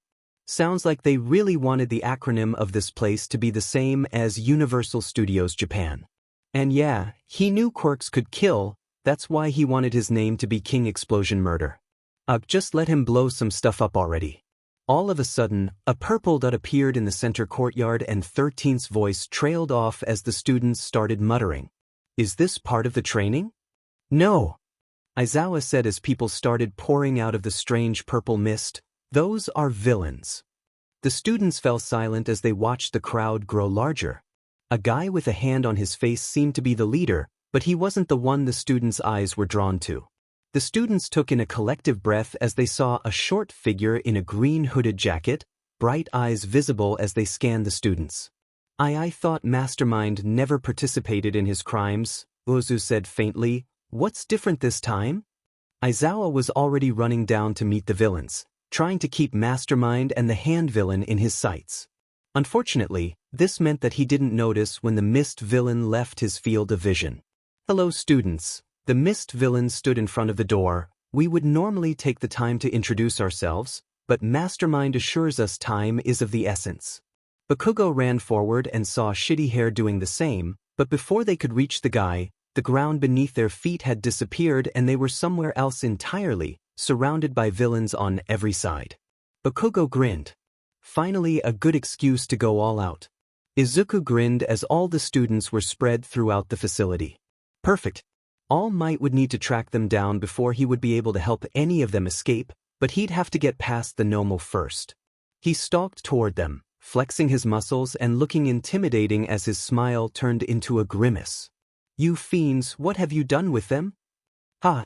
Don't worry, All Might, Shigaraki cackled. We're not here for them, we're here for you. Nomu, get him. The Nomu surged forward and All Might leveled a punch at his gut. Izuku took a sick sort of satisfaction in the look of shock that he saw on All Might's face before Nomu returned his punch, and he went flying across the courtyard. Ah! Both pros looked toward the front entrance as a cry rang out from the entrance and 13 crumpled under the force of their own quirk.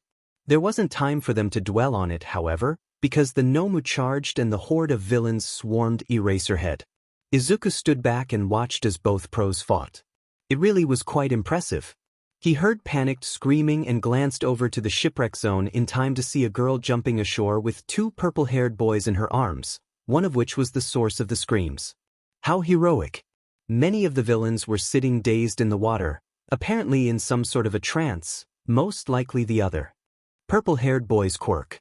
It couldn't be the girl's, considering she was moving like a frog. He'd have to be careful of that boy. Kurogyri had rejoined the fight in the main plaza as All Might suplexed Nomu, opening a portal and allowing Nomu to grab All Might from below. All Might grimaced as Nomu's claws dug into the old wound at his side and he started pulling All Might through the portal, but was interrupted when a massive wave of ice froze him in place, allowing the hero to escape. Izuku whipped around to look at the source, finding a boy with red and white hair glaring at him. He pulled out a pair of combat knives and ran toward the student, only to be blocked by Eraserhead, who had finally finished dispatching the crowd of villains he'd faced. Izuku dodged the capture weapon and slashed at the pro, who jumped back just in time. Eraserhead had his quirk focused on Mastermind, but it didn't slow him down at all.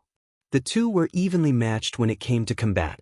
Eraser had more experience, but Mastermind had knives and wasn't afraid to kill. Die! Izuku flinched as Bakugo yelled, but his old bully and another red-haired student headed straight for Kurogyri instead. Izuku turned back to Eraserhead. Kurogyri could fight for himself. Bakugo let loose an explosion as the two neared the mist villain, but instead of hitting him like they'd obviously planned, their attacks went straight through him. That was close. You students are too problematic. And with that he warped all 3 students away again. Even if the students had managed to defeat all the villains in the areas they were warped to, it would still take them time to get back to the plaza. A tearing sound echoed as the Nomu tore himself from the ice and regenerated his lost limbs. Did you think shock absorption was Nomu's only quirk? Shigaraki's grating voice taunted as his smile turned deranged underneath his hand mask. He was designed to withstand you at 100% of your power, All Might. All Might clutched his side and stood tall, spitting out a mouthful of blood. Shock absorption, huh? Not nullification. All Might rushed toward Nomu and let loose a flurry of blows that the Nomu returned with vigor. That means there's a limit to what you can take. You've already told me how to beat him.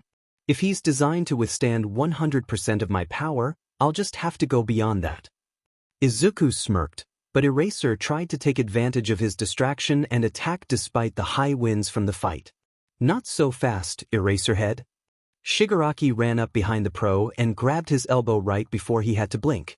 Eraserhead's elbow began to disintegrate and he cried out in pain. Izuku ran forward and Eraser reared his head back as a blade narrowly missed his eyes, leaving a long jagged cut on his right cheekbone. Shigaraki threw him toward the floor and Izuku kicked him in the head, knocking him unconscious. Plus Ultra! All Might cried. The Nomu went flying through the ceiling of the USA and All Might turned to face Shigaraki. Most of the students had already escaped the zones and were gathered around the edge of the plaza, cheering for their hero's victory. Izuku used the dust cover to slowly sneak around as All Might began monologuing, "You've been bested, villains. Surrender." Izuku smiled as he noticed the steam mixed in with dust. All Might was nearing his limit, if he wasn't past it already. Izuku adjusted his grip on the knife in his hand as he snuck up behind the hero. All Might remained focused on convincing Shigaraki of his bluff. "What's wrong? Not attacking me? Didn't you want to clear this level? Come and get me if you dare." Shigaraki smiled. "Oh, I fully plan on clearing it, but you don't face the big boss alone." Izuku took that as his cue. He grinned as he stabbed All Might right in his old injury. A puff of steam erupted and All Might coughed up blood as the smoke cleared to reveal the skeletal form of Toshinori Yagi. "All Might!" Some students cried out and others just wordlessly screamed. "What's wrong, All Might?" Shigaraki said gleefully, "I thought we'd been bested?" Izuku pulled out his knife, only to stab the hero again and twist the knife. All Might was choking on his own blood now and Izuku pulled the hero's head back by the hair. "So much for the symbol of peace," Izuku whispered in his ear. "I guess even people with strong quirks like you can't be heroes." All Might struggled weakly for a moment before slowly going limp as he lost too much blood. Izuku put away his knife and tossed the hero's lifeless form to the ground before checking his pulse. He smirked as he stood and stepped over the body. "Congratulations, Shigaraki. You did it." The students cried and screamed, unable to move as Shigaraki laughed. Suddenly a voice raised over the rest of the students. "You beathies! Who do you think you are?" Shigaraki was about to reply when Izuku held up a hand to make him stop. He turned to the tall purple-haired student, who was staring at him defiantly. "What? Not gonna say anything?" Izuku scanned the faces of the other students, seeing traces of hope among the terror and grief. He thought back to the dazed villains from the shipwreck zone and turned back to the student, who obviously wanted him to respond. He simply smiled at the student and turned to Shigaraki. "Come on, Shigaraki, let's gather your forces and go home. We've done what we came here to do." Kurogyri spread out his mists to retrieve the villains as Shigaraki got the last word. "Remember the League of Villains, heroes, you'll be facing us again soon enough." He and Izuku disappeared through the warp gate, leaving the students alone. The doors to the USJ opened slowly and Nedzu walked in with several other teachers. "Is everything all right? We heard an explosion. Oh my." The teachers took in the tear-marked faces of the students, 13 lying near the door with a lacerated back, Eraserhead by the fountain bleeding heavily from a head wound, and, finally, All Might's skeletal form lying in a pool of his own blood. They were too late. Thousands showed up for the funeral of the symbol of peace. Tsukachi stood stoically next to Sir Night-Eye as Gran Torino stood at the podium to give the eulogy. "I've known All Might since before he was the symbol of peace. Back then, he was just a kid with a dream. We thought he was crazy, thinking that he could decrease crime just by being visible, by being a symbol, but I guess he was just crazy enough to pull it off. All Might dedicated his life to protecting people, and now he's dedicated his death too. The villains were after him, make no mistake, but All Might did his darndest to make sure that none of those kids were hurt and he succeeded. This is his legacy, that wherever All Might was, people were safe. He made the world safer just by being there and by being himself. He'll be missed, that's for sure, and the world won't be the same without him, but if I know anything about All Might, I know that he wouldn't want us to lose hope. He'd want us to keep going, keep fighting, and keep protecting those in need. Thank you, All Might, and goodbye. Gran Torino went to stand back by Tsukachi, wiping his eyes surreptitiously. The three walked over to the casket along with several other heroes, taking up their places as pallbearers. They had managed to keep the existence of All Might's skeletal form out of the media, so the casket was much larger than it probably needed to be. Tsukachi had caught a glimpse before they closed it. Tashinori had looked so small, dwarfed by his own casket, by his own legacy.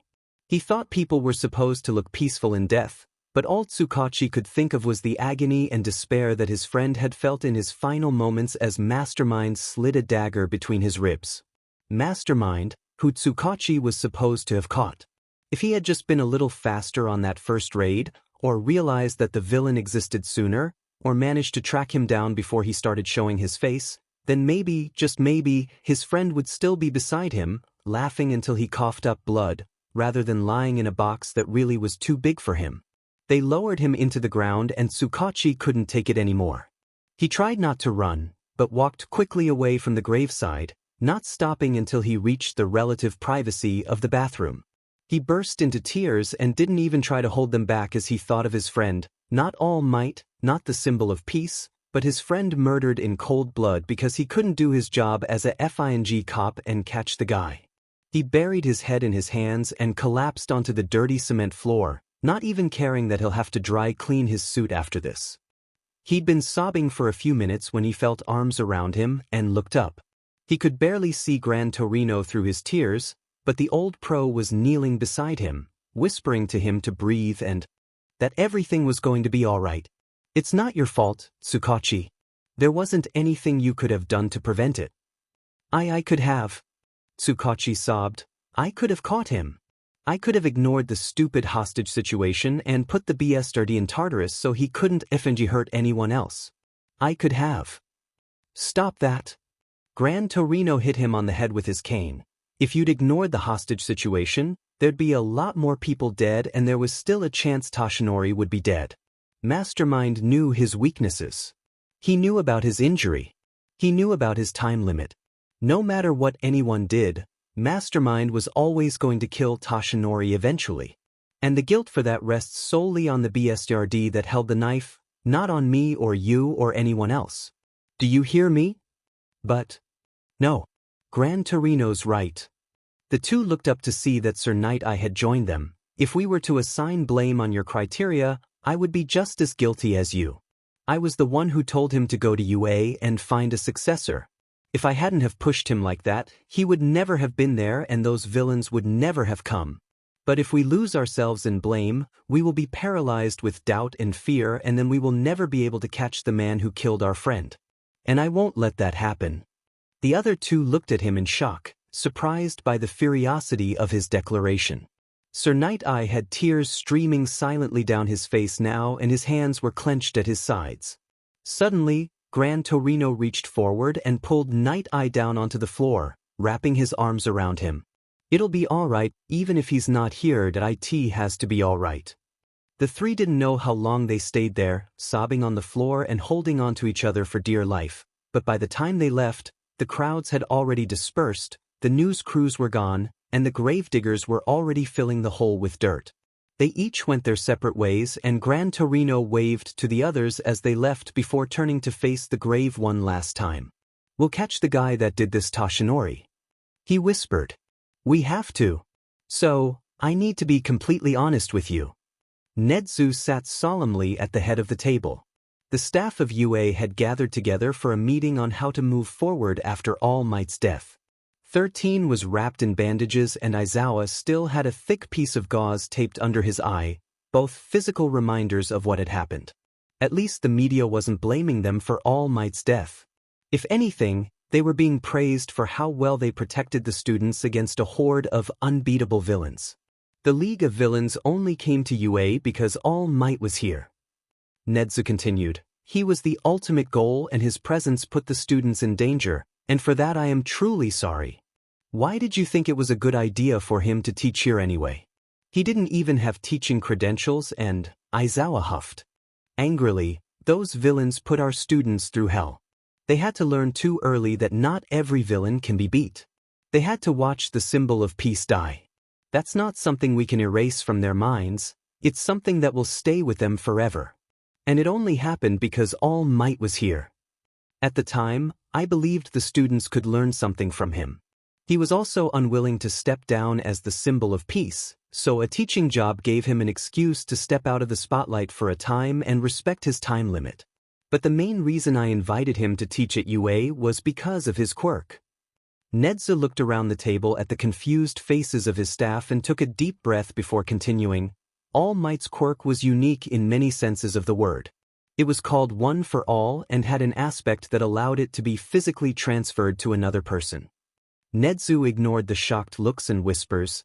He came to UA to find a suitable successor for his quirk.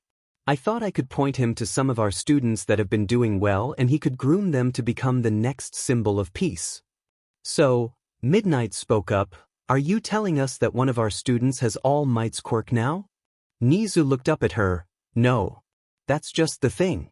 He had spent the year so far looking at several students, but had not yet made a decision at the time of his death. "I normally wouldn't have dreamed of telling you this secret, but it doesn't matter anymore. All Might was not able to pass it on and his quirk died when he did."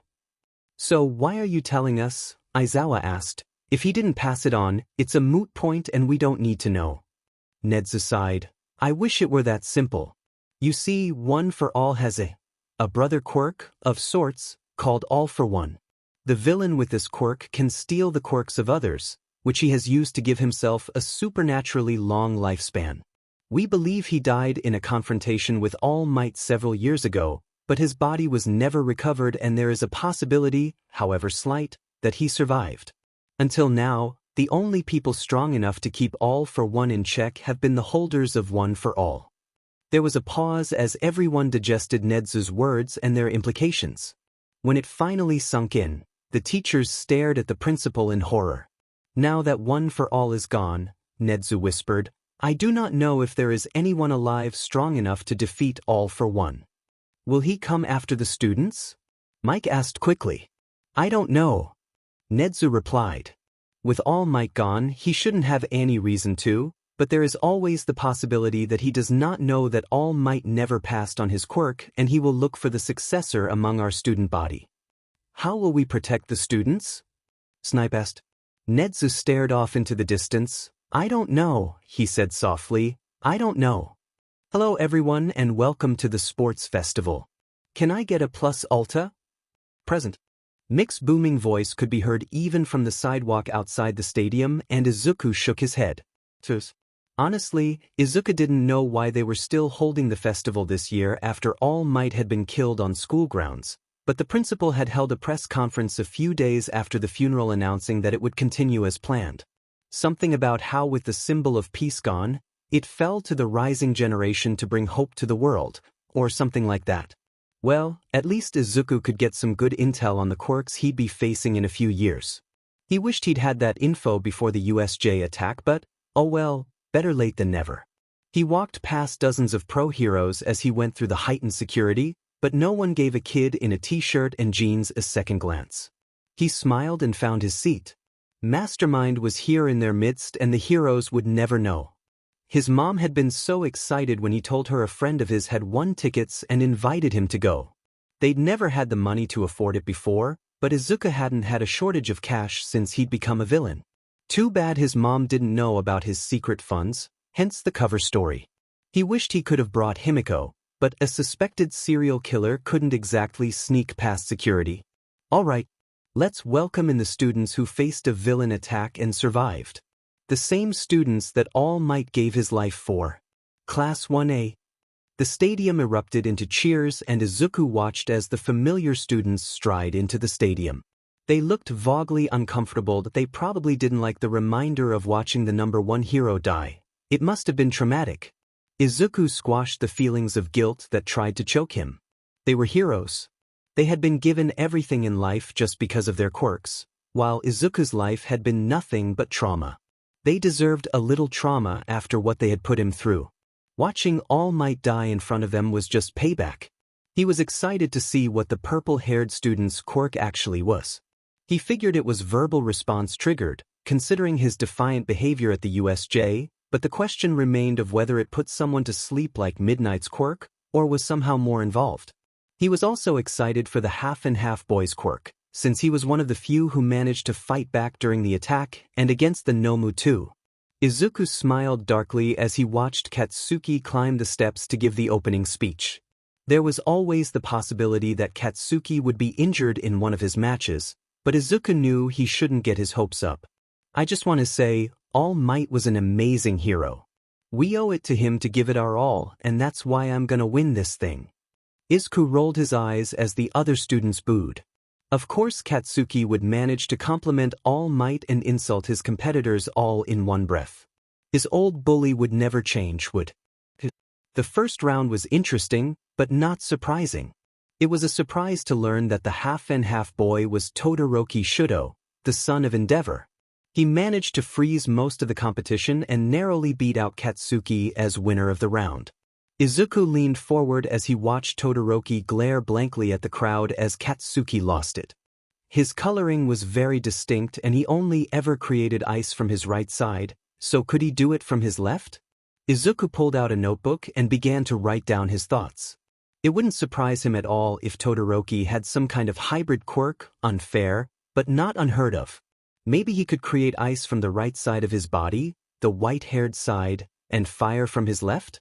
If that was the case, then why hadn't he shown off his fire side yet? It would have made much more sense to melt through the robots or use the fire to propel himself like Katsuki did, but Todoroki only used his ice. Interesting. The next round gave Izuku a good chance to evaluate the purple-haired boy's quirk. He was named Shinso, at least according to the scoreboard. Izuku watched as he took advantage of the other teams as they targeted Todoroki. He would approach them as if he wanted to team up, but then the other team would simply hand over their points without a fight. So some sort of brainwashing, not just putting them in a daze. Izuku wondered how complicated the commands could be. It was a useful quirk, shame it had to go to a hero. In the end, Todoroki, Katsuki, and Shinso all moved on, as well as another team comprised mostly of Class 1A members, plus a support student. And still Todoroki didn't use his fire. Izuku knew he had it now. He'd seen it ignite briefly once when Katsuki had gotten too close, but Todoroki had looked angry and extinguished it almost immediately. His mastery of his ice was amazing, but Izuku couldn't help but wonder how powerful he could be if he stopped ignoring his left side. He put his notebook away, stretched, and headed for the student areas. He never had been very good at ignoring his curiosity, had he? Sneaking past the guards was almost too easy, even if they were pro-heroes, and Izuku walked confidently as he searched for Todoroki. If he was caught, he could just say he was looking for Kaken, and that they were old friends. Sneaking backstage to see him and wish him luck was something the old Izuku would have done, no question. You're a disgrace, Shudo. Izuku ducked behind a wall as he heard Endeavor's voice. There wouldn't even be a question of your position if you would just use the fire I gave you. I will never use your fire. Todoroki's voice was tight with anger. I will make it to the top, but I will do it without your quirk. Seriously, Shudo. I indulged you when you were younger, but it's time you give up this childish tantrum. Even from his place around the corner, Izuku could see his breath as the temperature dropped. It's time for you to go, father. The tournament will be starting soon. Izuku flattened himself against the wall as Endeavor stalked past him, radiating heat. The hero didn't even glance his way, just disappeared down the hall. Izuku waited a moment before turning the corner. It might not be the best timing, but he didn't want to lose his chance to talk to Todoroki. Shudo's eyes widened slightly as a short boy with green hair, obviously a civilian, came into view. This area was supposed to be off-limits for spectators. Endeavor had gotten past security by virtue of being the new #1 hero, but this was just a normal kid, so how did he get back here? Was he a threat? Shudo relaxed slightly when the kid gave him a brilliant smile. Anyone who could smile like that couldn't be dangerous. Hello, Todoroki? The boy asked nervously. Shudo nodded and the boy smiled. You're doing really well so far. Your skills are amazing. I especially loved how you beat out Katsuki in the last 2 rounds. Shuto raised one eyebrow. Katsuki? The boy's expression soured slightly. Interesting. Katsuki Bakugo. We've known each other since we were kids. He smiled again. Sorry, I forgot to introduce myself. I'm Izuku Midoriya. Shuto nodded. Why are you back here? Midoriya rubbed the back of his neck. I actually have a question for you. You're obviously pretty powerful with just your ice, but you have a fire quirk as well, right? Why don't you use it? Shuto scowled and turned away. My father put you up to this, didn't he? Midoriya grabbed his arm. He was stronger than he looked. No. I was just curious and I wanted to know because I thought it was interesting. Not that I'm going to try to force you to use your fire, I was just wondering and… He trailed off and stood there awkwardly. Shuto didn't know if it was just one thing, but for some reason he felt like he could trust Midoriya. Maybe it was his face when he talked about Bakugo, but for some reason Shuto thought that if anyone could understand what he was going through, it was this boy he'd barely met. He sighed and leaned against the wall. Have you ever heard of quirk marriages? Midoriya's eyes widened in realization. No. Shuto nodded sadly. My father always wanted to be number 1. I guess he is now, but he wanted it to be because of his power, not because All Might got himself killed. He had enough money and power as the number 2 hero to buy off my mother's family and force her into a marriage. He got her PRGNT multiple times trying to create a child with a quirk strong enough to beat All Might. He raised me to be his masterpiece, not his son. Midoriya was listening with wide eyes and Shuto took a deep breath. It felt liberating to finally talk about this. In every memory I have of my mother, she's always crying. She called my left side unbearable, right before she poured boiling water on my face. I never blamed her though, it was all my father's fault for forcing her to that point. Midoriya was staring at him strangely.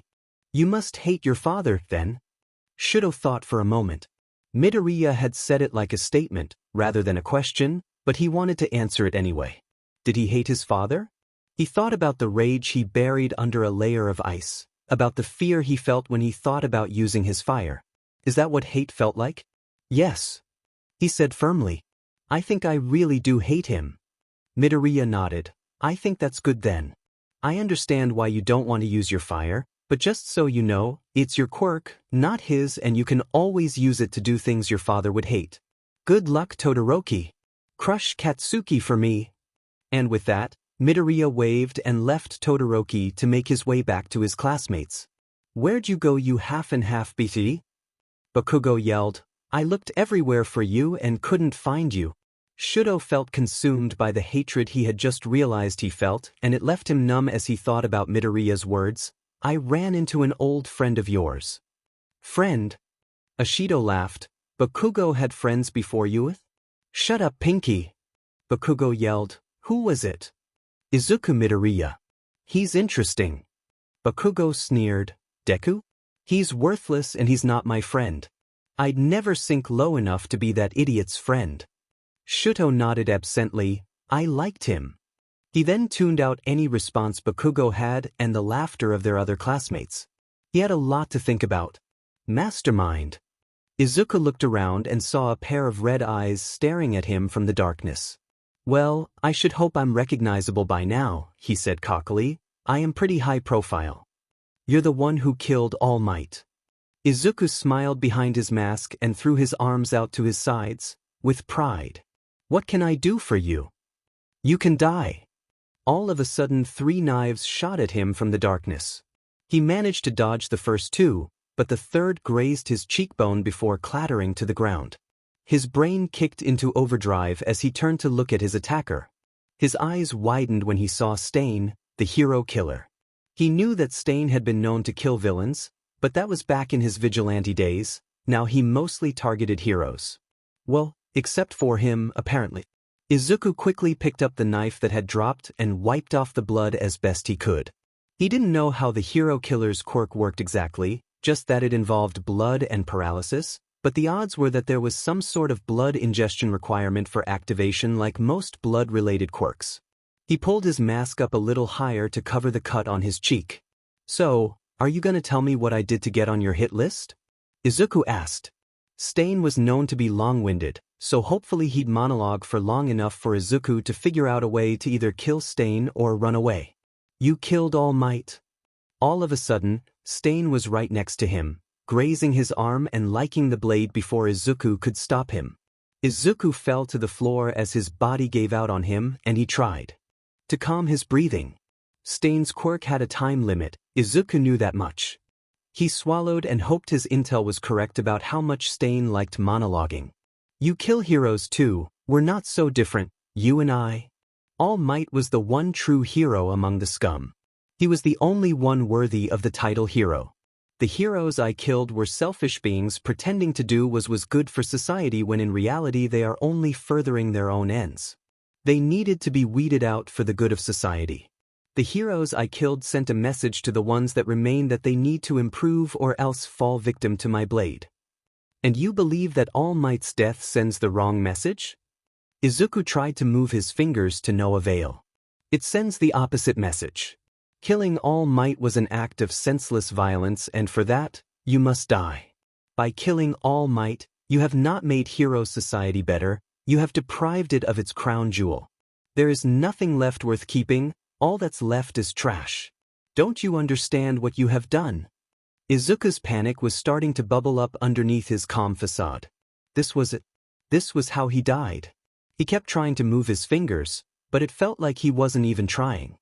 He closed his eyes, preparing for the end, and then his finger twitched. Izuku resisted the urge to laugh hysterically. It felt like he was moving through taffy, but he could move. It's scum like you who make it necessary for me to stain my hands with the blood of the unworthy. You are what is wrong with society. Izuku looked up at Stain, but didn't move. It seemed he couldn't feel when his quirk wore off. Izuku could use that to his advantage. Stain moved around as he spoke, and at one point he looked up at the sky. I have judged you and found you unworthy of life. Izuku quietly stood and quickly made his way behind a nearby dumpster. He held his breath as Stain looked back to where he should be. Sheet. He must be type O.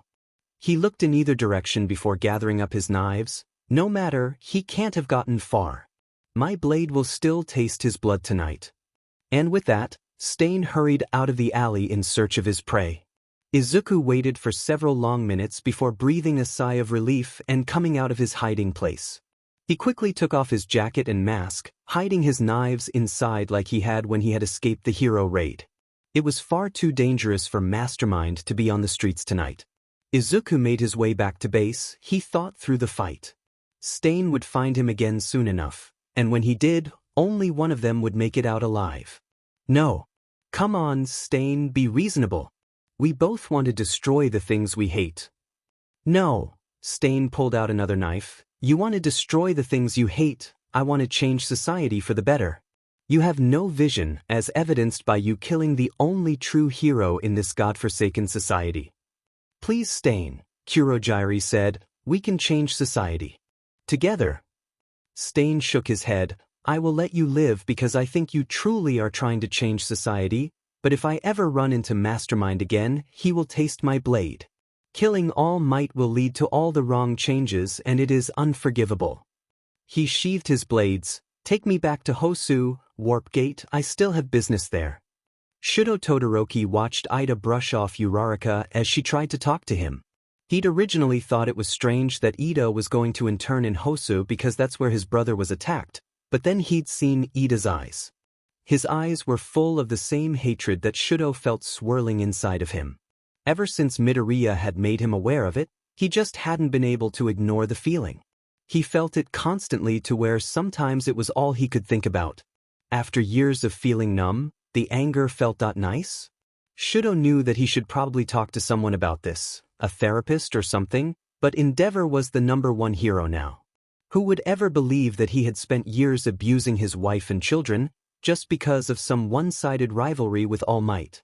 Shudo couldn't talk to anyone. He couldn't fight Endeavor and win. So if Ida had something he could do to get rid of this festering anger inside him, who was Shudo to get in the way? He silently wished Ida luck as he watched him leave. Hopefully he'd find what he was looking for. Shigaraki scratched at his neck as he overlooked Hosu at sunset. That stupid hero killer. Who does he think he is? I'll show him the change we're capable of. Are you sure you wouldn't prefer to consult with Mastermind before we enact our plan? Kurogyari asked. He has helped us in the past. You don't need a strategist if all you're doing is causing chaos, Kurogyari. Shigaraki replied. Warp in the Nomu. As Kurogyari complied, Shigaraki smiled and looked out at the still peaceful city. I'll show them all. By this time tomorrow, everyone will have forgotten about Stain's pathetic changes. Izuku cracked his neck as he left the meeting. Hosu was quite the journey from his home base, so he tried to make any prospective clients come to him if they wanted a face-to-face meeting, but this gang had the potential to be a big client and Izuku decided to invest a little effort into making sure they had a good relationship. And this way, he'd be able to take care of his little Stain problem. Now all Izuku needed to do was wander a bit and see if he could find the hero killer. All of a sudden, he was blown off slightly off course by an explosion and he panicked. What was Katsuki doing here? He was supposed to be interning with Best Jeanist in another city. Izuku looked around quickly and sighed when he saw a group of heroes fighting a Nomu. It was just the League. He idly wondered what Shigaraki was trying to accomplish by letting them loose in Hosu, of all places, and then decided it didn't matter. What the League chose to do with their resources was their own decision. Mastermind only needed to worry about it if they paid him. In fact, the League's interference only made things easier, Izuku thought as he headed away from the action. Stain would be somewhere quiet, apart from the chaos, most likely in an alley. None of the heroes noticed Mastermind as he quietly began his search for the hero killer. Ida shielded his head as a katana came out of nowhere, blocking his kick, removing off his helmet, and knocking him to the ground. This is no place for a child. Ida stood and let Stain see the rage in his eyes. Blood-red scarf, knives all over your body. You're Stain, the hero killer. I've been looking for you, but I didn't think I'd find you so soon. Stain leveled his katana at Ida's face. Your eyes are searing with vengeance. Be careful what you say next, for even someone your age could be my target. Ida clenched his fists as rage and hatred clenched his heart. Are you saying I'm not even a threat to you? He met Stain's eyes. My brother is a hero who you attacked. He was the best older brother anyone could ask for. I have come to stop you because he can't anymore. I'm going to make sure you remember my name for as long as you live. I am Ingenium and I will defeat you. Then so be it, Stain said. Die. Ida leveled a kick at the hero killer, who dodged and returned with a kick of his own, knocking Ida to the ground. Before he could even think to move again, Stain's katana was buried in his arm. So you're Ingenium's brother. You don't deserve to call yourselves heroes. You're fakes, the both of you. Ida grit his teeth. My brother was someone people looked up to. Now he'll never work as a pro hero again. You had no right to take that away from him. I won't forgive you. I'll kill you. Shouldn't you be worried about saving that guy? Stain pointed and Ida followed his finger to see pro-hero native slumped against the wall of the alley. Ida's stomach sunk. He hadn't even realized native was there. So busy with your grudge, you forgot all about him, right? You planned on using your quirk only for your own selfish desire for revenge. You're about as far from being a hero as I can imagine. Stain slid his katana from Ida's shoulder and liked it, and that's why you'll die tonight. Ida couldn't move, he couldn't think. What would his parents think? What would Tensei think? They'd be so disappointed and he wouldn't even be able to apologize. Hot tears fell on the concrete. How could he have been so stupid? Goodbye, child. May your death bring about a better world. Ida closed his eyes and waited for the sharp bite of the katana, but it didn't come. Hello again, hero killer. Fancy seeing you here. Mastermind. Stain pointed his katana at the newcomer. Ida tried to look, but could just barely see a dark red boots standing behind Stain. So nice of you to come. My blade hungers for the blood of the BSRD that killed All Might. Did you know that the girl who taught me how fight loves you? Mastermind asked idly. When I told her I was killing you tonight, she was so excited. Told me to bring her a vial of your blood. Mastermind fixed Stain with a green-eyed stare. I don't intend to break my promise. Ida didn't think that was how love worked at all, but he figured that whoever taught Mastermind to fight must be as crazy as he was, so it was best not to question it. He tried to move his fingers but couldn't. Was this how Tensei had felt when he woke up and couldn't move his legs? Mastermind launched himself at Stain, a long knife in each hand. Stain sliced down with his katana, intending to lodge it in his opponent's shoulder, but Mastermind twisted out of the way at the last second, slashing Stain across the ribs. Stain hissed as the blade snuck between the metal plating on his suit and left a long gash. "You have excellent aim, Mastermind." He smiled.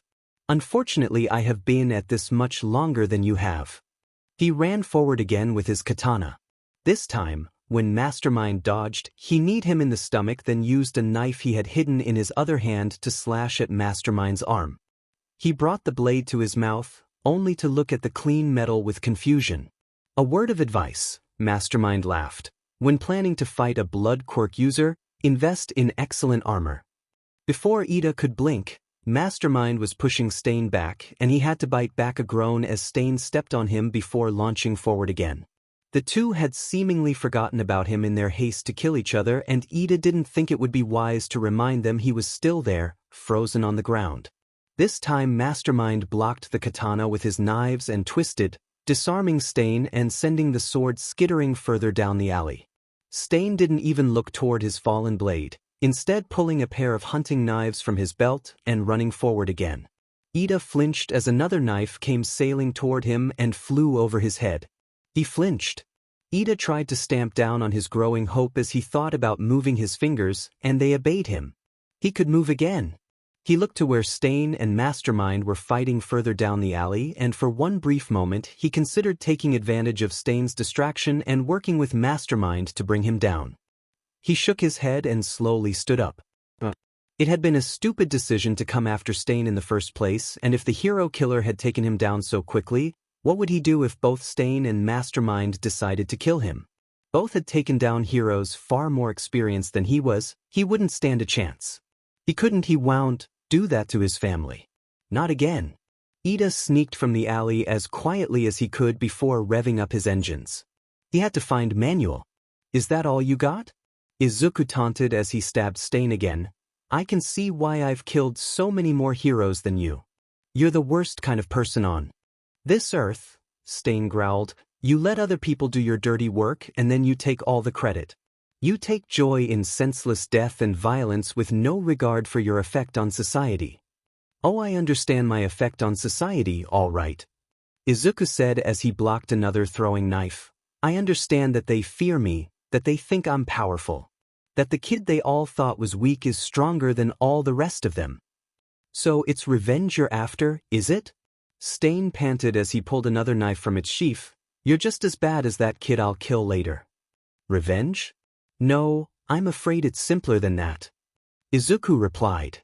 "Society is what made me who I am. They tossed me aside and ignored my pain. They agreed that I was only good for being abused and hated, so guess what? It's my turn to be powerful." Stain rushed at him with both knives, trying to draw blood from the exposed skin at his face, but Izuku simply bent over and stabbed both his knives into Stain's gut before backing away. "I'll kill you for what you did to All Might," Stain choked out. Izuku straightened. The hero killer had lost a lot of blood. He was getting slower and more disoriented the longer the fight wore on. The hero killer was much better at quick battles that allowed him to draw blood early on. He could feel the conviction in Stain's aura, but he barely paid it any mind. He'd felt more murderous intent from Katsuki on a good day. Izuku slowly sauntered forward, and when Stain raised his knife to stab him, he simply knocked his blade out of the way. "Thanks for the fight, Stain," he said. "It's been a nice challenge." Manuel looked up from the fire he was putting out when he heard his intern's voice. "Ida, where have you been?" He took in the blood staining the white armor, the missing helmet, the tear streaks, and the way his intern was limping. "What happened to you?" The hero killer." Ida choked out and Manuel felt sick. "I know where he is. He's fighting Mastermind in an alley a few blocks away. I couldn't fight him, he was going to kill me. Native's still there. He's paralyzed with Stain's quirk." Come on, Ida, Manuel said. Let's get you to an ambulance. No, Ida cried. You have to catch the hero killer. You have to save Native. Did you say the hero killer? Manuel and Ida flinched as Endeavor came up behind them. Ida nodded. I know where he is. Lead the way, boy, Endeavor said, and Ida started running with Endeavor and Manuel close behind. Shudo Todoroki watched them leave from his place among the sidekicks. Ida looked like he was lucky to have survived. He shook his head and focused on sending ice toward some of the fires. Maybe he should have told someone his suspicions about Ida after all. But, he thought, at least the hate in his eyes is gone. Right down here, Ida called, then stopped short when he saw the blood. Some of it was his, he knew, but there was a lot more of it than had been on the ground when he left. Endeavor went to Stain, who was lying on the ground, his red scarf blending into its surroundings. Surrender, villain. You cannot escape. When Stain didn't move, he bent down, keeping one hand on fire just in case. He checked the villain's pulse and swore, extinguishing the light in his hand. Meanwhile, Manuel had gone to help Native. Ida went over to help him, but Manuel just shook his head. I'm sorry, Ida. It looks like he bled out sometime during the fight. Ida stared at the fallen hero in horror as Manuel put his arm around him and led him out of the alley. Come on, he said softly, let's get you to the hospital. Shigaraki scowled as he looked at the new recruits. Yeah, Sensei said it was a good idea to use the hero killer's ideals to grow their numbers, but he just didn't see why. Maybe if Stain's ideals brought in more 6-foot-tall behemoths like Muscular, sure, but a schoolgirl and an emo? This was the League of Villains, not Disney Channel. Go away, he glared at them from behind the hand on his face. I can already tell you're the kind of people I hate the most. Don't be hasty, Tamura Shigaraki, Kurojiri said. I'm sure these two will add greatly to our cause. Hi, I'm Himiko Toga. The schoolgirl said excitedly, I loved Mr. Staney. He looked so beat up when he died, it was so cute. She did a little dance in place. And you've worked with Mine-chan, right? He's cute too. I remember when he could barely hold a knife and asked me to teach him. It was adorable. You taught Mastermind to fight? The emo asked incredulously. Jiren laughed. Yeah, I was surprised too, but this cute little lady is the main suspect in a string of exsanguination murders. Mastermind sure does have an eye for quality. Shigaraki glared at the emo. At least she has the manners to introduce herself. What about you? What's your name? The emo returned the glare. Right now, I'm going by Dabi. That's no good. I meant your real name. You'll know it when you need to know it. Dabi said coldly. In any case, my new purpose is to carry out the hero killer's will. That wasn't what I asked you, Patchwork. Shigaraki scratched his neck. Why is everyone so hung up on Stain anyway? He's all I ever hear about. Every dim day. It's really pissing me off. He lunged toward the two, who made to fight back, but Kojiri warped their hands so their attacks went nowhere. Calm yourself, Tamura Shigaraki. If you want to succeed, we must increase our numbers. Our chance is at hand. He leaned close. We must use the hero killer's ideology to further our own ends. Shigaraki stalked away. I'm leaving. He slammed the door behind him. Toga smiled. I really thought he was gonna kill us for a sec. I believe he knows what he has to do, Kurojiri said calmly. Shall we get back to you about recruitment at a later date? Shudo stood awkwardly by the fountain in the mall courtyard. Yaoyorozu had invited him to go with the rest of the class and he hadn't been able to think of a good excuse in time. The rest of the class had split off into groups of 2 and 3, leaving him alone. Yamamo had invited him to come with her and Jiro to look at swimsuits, but he already had one, so he opted to stay behind. Maybe if he left quickly, no one would question it? Hey, aren't you one of those students from UA? Shudo saw a teenager in a ratty black hoodie, but he couldn't see his face. You were the second-place winner at the sports festival, right? Shudo grimaced as the stranger put an arm around his shoulder. You're pretty powerful. Please get away from me. What can I say? I'm just a huge fan. The man didn't move his arm. I can't believe I'm running into you again. It makes me think it might not be a coincidence. Shudo's eyes widened slightly as the man put a hand around his throat, keeping his middle finger lifted.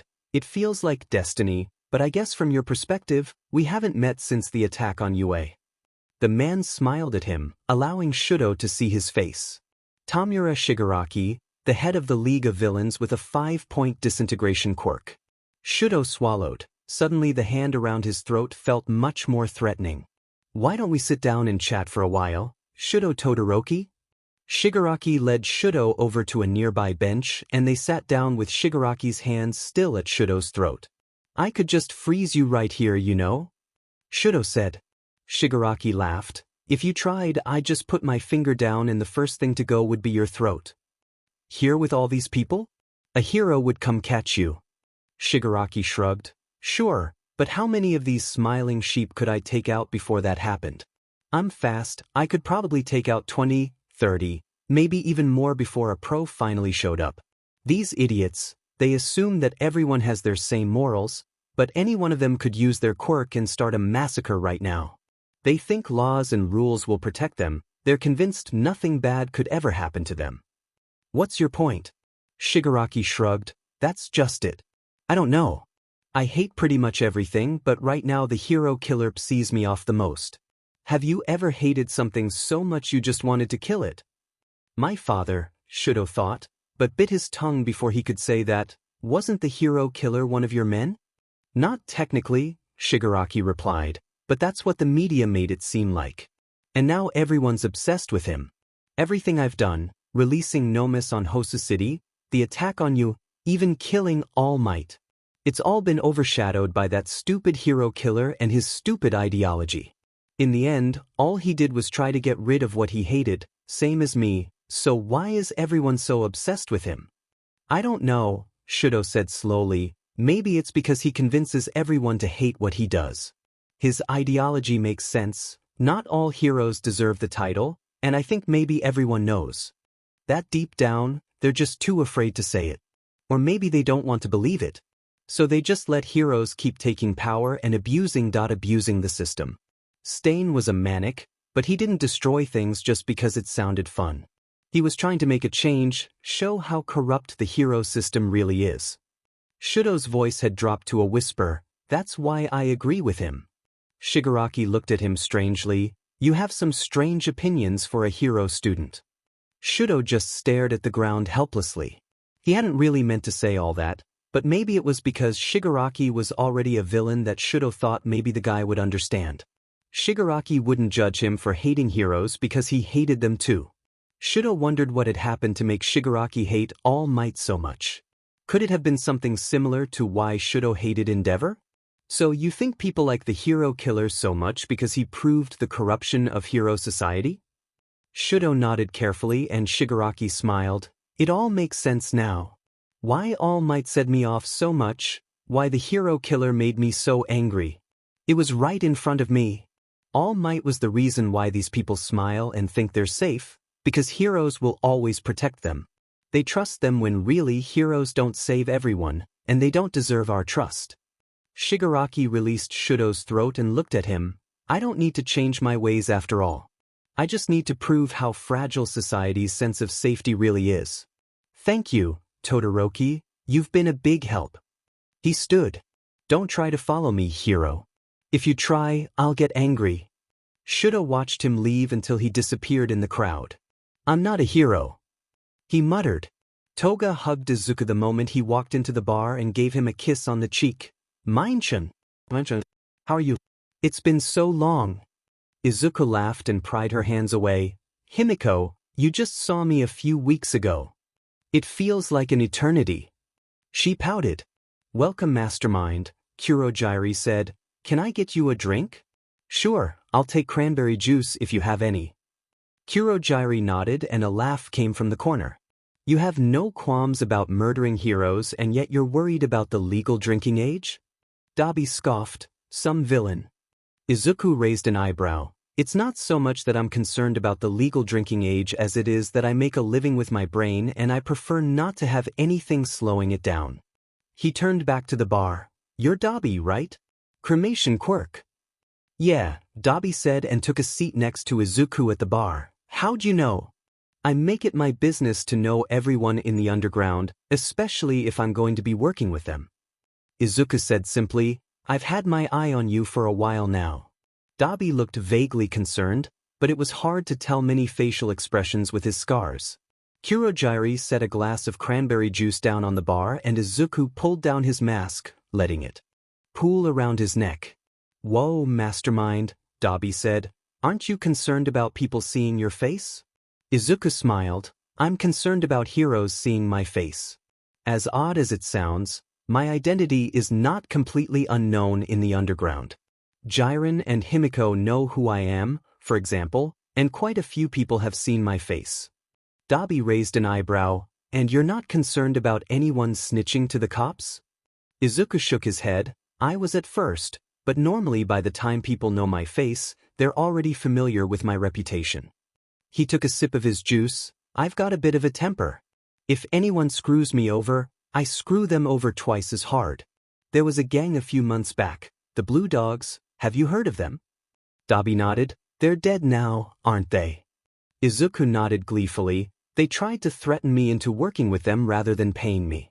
I gave them their plans, but then tracked down all the enemies the gang had and made sure they knew the weaknesses of every single member. They didn't last a week. Dabi shivered. Remind me not to piss you off. Izuku smiled. If I have to remind you, it's already too late. Shigaraki walked into the room. Thanks for coming, Mastermind. It's always more fun when you're my player too. Not a problem, Shigaraki. You pay well and your jobs are always interesting. So what do you have in mind? Shigaraki sat at the bar. We're going to show how fragile society really is by attacking a UA training camp, kidnapping one of the students and turning them to villainy. Izuku thought for a moment. That might be difficult at Do. You have a plan in place? Shigaraki shook his head. We have a spy, but not one I'm willing to pull out yet. He'll be leaking the location to us as soon as they arrive. Izuku nodded. All right then, who do you have in mind? Shigaraki smiled and pulled a photo from his pocket. Katsuki Bakugo. Izuku frowned and took the photo. It was of Katsuki chained up on the podium at the sports festival. He'd taken offense that Todoroki hadn't used his fire in their fight, so his win didn't mean anything. Izuku got where he was coming from, but at the same time, Todoroki didn't use his fire against anyone, so Katsuki really shouldn't have taken it personally. Yeah, no, that's a terrible idea.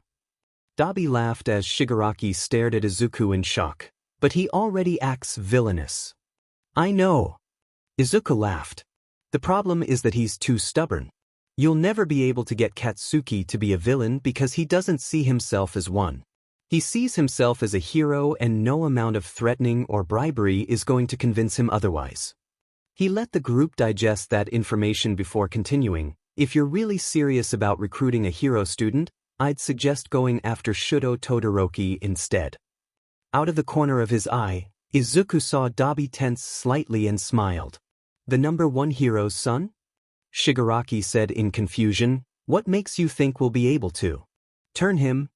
Take it from someone who used to want to be a hero. Izuku smiled as the group reacted to that. People don't turn to villainy without a reason, and Todoroki has one of the best reasons I've ever seen. He was abused by a hero for years and no one ever saved him. Who would ever believe the number one hero was guilty of child abuse? Izuku lifted his glass to take a drink. And besides, we have his brother to help us convince him. The others looked confused as Dabi stared at him in shock. How did you know? A strong fire quirk, bright teal eyes, a hatred of all heroes, but especially Endeavor? Izuku shrugged. It wasn't that hard to put together. I told you I'd had my eye on you for a while. He looked Dabi in the eyes. So what do you say to ya, Todoroki? Are you ready to see your brother? The UA trader rolled his eyes at his classmates' antics as the bus rolled to a stop. He quickly sent a text sharing his location with Shigaraki. This would show those Class A assholes. Why did Shudo have to be paired with Bakugo of all people for the test of courage? It wasn't that he hated him, it's just that Bakugo was just so loud. They were almost to the halfway point when they saw smoke in the distance. Hey Icy Hot, I thought you never used your fire? I don't. Shudo said. I didn't like that. Well then who did? Because we're the only ones here with fire quirks and it sure as hell wasn't me. Shudo looked around as he prepared to use his ice. Be quiet. Don't tell me what to do, Icy Hot. Be quiet. There might be villains. Bakugo scowled. If this is some trick by those Class B losers. Shudo rolled his eyes. At least he wasn't yelling anymore. The boys both crinkled their noses as a smell like rotten eggs started wafting through the forest along with a pink mist. What the? Shudo put his hand over his nose as he began to feel lightheaded. This smoke is poisonous. We have to get out of here. No sheet, Sherlock. Bakugo growled, keeping his own mouth and nose plugged. They ran away from the smoke, coming across a Class B student who had passed out on the trail. Shudo hesitated a moment before putting the boy on his back. Heroes never saved him, but maybe he could save this classmate. They continued on, slower than before due to the extra weight. Because he was no longer covering his face, Shudo got lightheaded much quicker than he had before, and it was only the practice he had working through the pain of his father's training that kept him going. That was probably why it took him longer than it should have to see the black figure kneeling on the path in front of them. Who's that? Bakugo asked, then he noticed the severed hand. Which group was in front of us again? Tokoyami, I think, Shudo replied softly, trying not to think that the hand might be one of theirs, and Shuji. That's so pretty, the figure whispered. No. Have to work, but it's so delicious, beautiful flesh. The man turned around, revealing a wide mouth. Held open with hooks. Despite the fact that the man's eyes were covered, Shudo could feel he was looking straight at them. Did I have a job to do? Aizawa watched in horror as his capture weapon went through the villain. As the flame villain melted into goo, he smirked. I wonder if you can save your students? Mr. Aizawa. Help. Eraser looked to see Ida running out of the woods ask fast as he could, panic on his face. Show me your blood. A giant villain barreled after him, muscle fibers bulging. Aizawa's eyes widened as he recognized Muscular and he activated his quirk. What did you do? Muscular screamed as he deflated, but Aizawa quickly wrapped him in his capture weapon and kneed the villain in the face, knocking him out before blinking. He took in the sight of Muscular's blood-coated fists before turning back to Ida. Are you all right? Ida nodded. The rest of our classmates should be along shortly. I told them to hide because I was the only one able to outrun the villain. Aizawa nodded. Good work. Head inside. Vlad King is already waiting for you with the other students. I'll be back. He didn't look to see if Ida obeyed as he ran into the woods. If he had heard the flame villain correctly, his students were the targets. He had to save them, or at least get to Mandalay and give them permission to fight back. His heart gripped in panic. It was like the USJ all over again, only this time the villains wouldn't let the students live because they'd already got what they wanted. The students were what they wanted, which was infinitely worse. The only students he passed as he ran were Ojiro, Mineta, and Kuda, who promised to go straight to camp. It wasn't long before he reached the clearing where the test of courage was supposed to begin. A lizard-looking villain with a sword made out of other swords was bearing down on Mandalay, and Aizawa managed to pull her out of the way with his capture weapon just in time to prevent her from being cut into ribbons. Mandalay, are you all right? Eraser, have you seen Kuda? Aizawa felt his stomach sink. No, I haven't, but I need you to send a message to all the students. Tell them to use their quirks and training, that I'm authorizing them to engage in combat with the villains. Mandalay looked shocked. Are you sure? Aizawa nodded. I'll take the heat. Our students are the targets and they need to be able to defend themselves. Ah, a large woman in sunglasses said as she ran at them. Who squealed? Wait. The lizard villain cried. That's Eraserhead. He's an underground hero, and if Stain were still alive, he would likely judge him a true hero. Aizawa wasn't quite sure how he felt about that, but the important part was that the villains were too busy arguing to attack. So what? So we must be sure we're abiding by Stain's principle. The lizard villain was cut off by a kick to the head from Mandalay at the same time the other villain was knocked out by Tiger. Thank you for the help, Eraserhead, Tiger said as Mandalay sent the message to the students. Things were getting kind of rough there. Where are Pixie Bob and Ragdoll? Tiger looked behind him and Aizawa paled as he saw Pixie Bob lying on the ground. Ragdoll hasn't checked in. Aizawa took a deep breath. He couldn't worry about that right now. Get her back to camp. I need to go look for the rest of the students. Tiger nodded as Aizawa ran further into the woods. Shudo put up another ice wall to stop the blades, careful to avoid the Class B boy he'd laid on the ground. Don't just rush into this fight, Bakugo. Whatever, icy hot. We've been given permission to fight, so that's what I'm gonna do. Shudo swore as Moonish dodged his ice wall again and took off into the trees. This guy's quirk is too good at navigating this terrain. This freak looks like a scrawny little sidekick to me. He shifted into a battle stance. Come at me, UB. You can't use your explosions, Bakugo. You could start a forest fire and kill our classmates. Whatever, icy hot, I'm not an idiot. Todoroki doubted that. Right now, Bakugo was acting just like Endeavor. Take down the villain, show his own strength, don't care who gets hurt in the process. He looked behind him, where the wall of poison gas was now clearly visible. Between Moonfish and the gas, they didn't have anywhere to run. Bakugo ran at Moonfish with an explosion, breaking some of the blade teeth and causing the villain to cry out in pain. Bakugo smirked. Watch out! Shudo cried as Moonfish's blade teeth flashed, but Bakugo couldn't move out of the way in time. He grit his teeth in pain as he was stabbed through the shoulder. You fucker! He yelled, I'll kill you! Shudo knew he should send an ice wall to protect his classmate, but he could already feel hypothermia setting in. That combined with the gas was making it almost impossible to think straight. That flesh, that blood, that sweet. Moonfish stabbed Bakugo again, but this time he got close enough for the student to grab his face. Die! Bakugo screamed and let off a full-force explosion in Moonfish's face. Shudo idly wondered if it was bigger than the one he used during his fight with Uraraka at the sports festival. When the smoke cleared, several trees were smoking and the villain was heavily singed and unconscious. Weak but villain. Bakugo spit a dollop of blood on the ground before looking at Shudo, who just barely had time to wonder about the look of alarm on his face before he felt himself collapse like a telescope. By the time the nauseating sensation had ended, he was surrounded by blue glass walls and neither Bakugo nor the forest were anywhere to be seen. Bruaka and Tsu shifted into battle stances as they stared down the villain in front of them. What kind of person slashes someone out of nowhere? Tsu said, Who do you think you are? The girl pointed at them with a bloody knife. I'm Toga. You two are super cute, Uraraka and Azui. She must know. Who we are from the sports festival, Uraraka said. But we don't know anything about her, so we're at a disadvantage, Tsu replied. There's not enough blood, Toga pouted. Normally, I'd CK it straight out of the cut to get it flowing, but there's no time. Don't worry, girls, my fun new toy will start pumping as soon as I stick it in you. I'll get my fill in no time. She looked at them from beneath her lashes. Who's first? Tsu threw Uraraka in the air with her tongue the moment Toga started running. You have to get back to camp.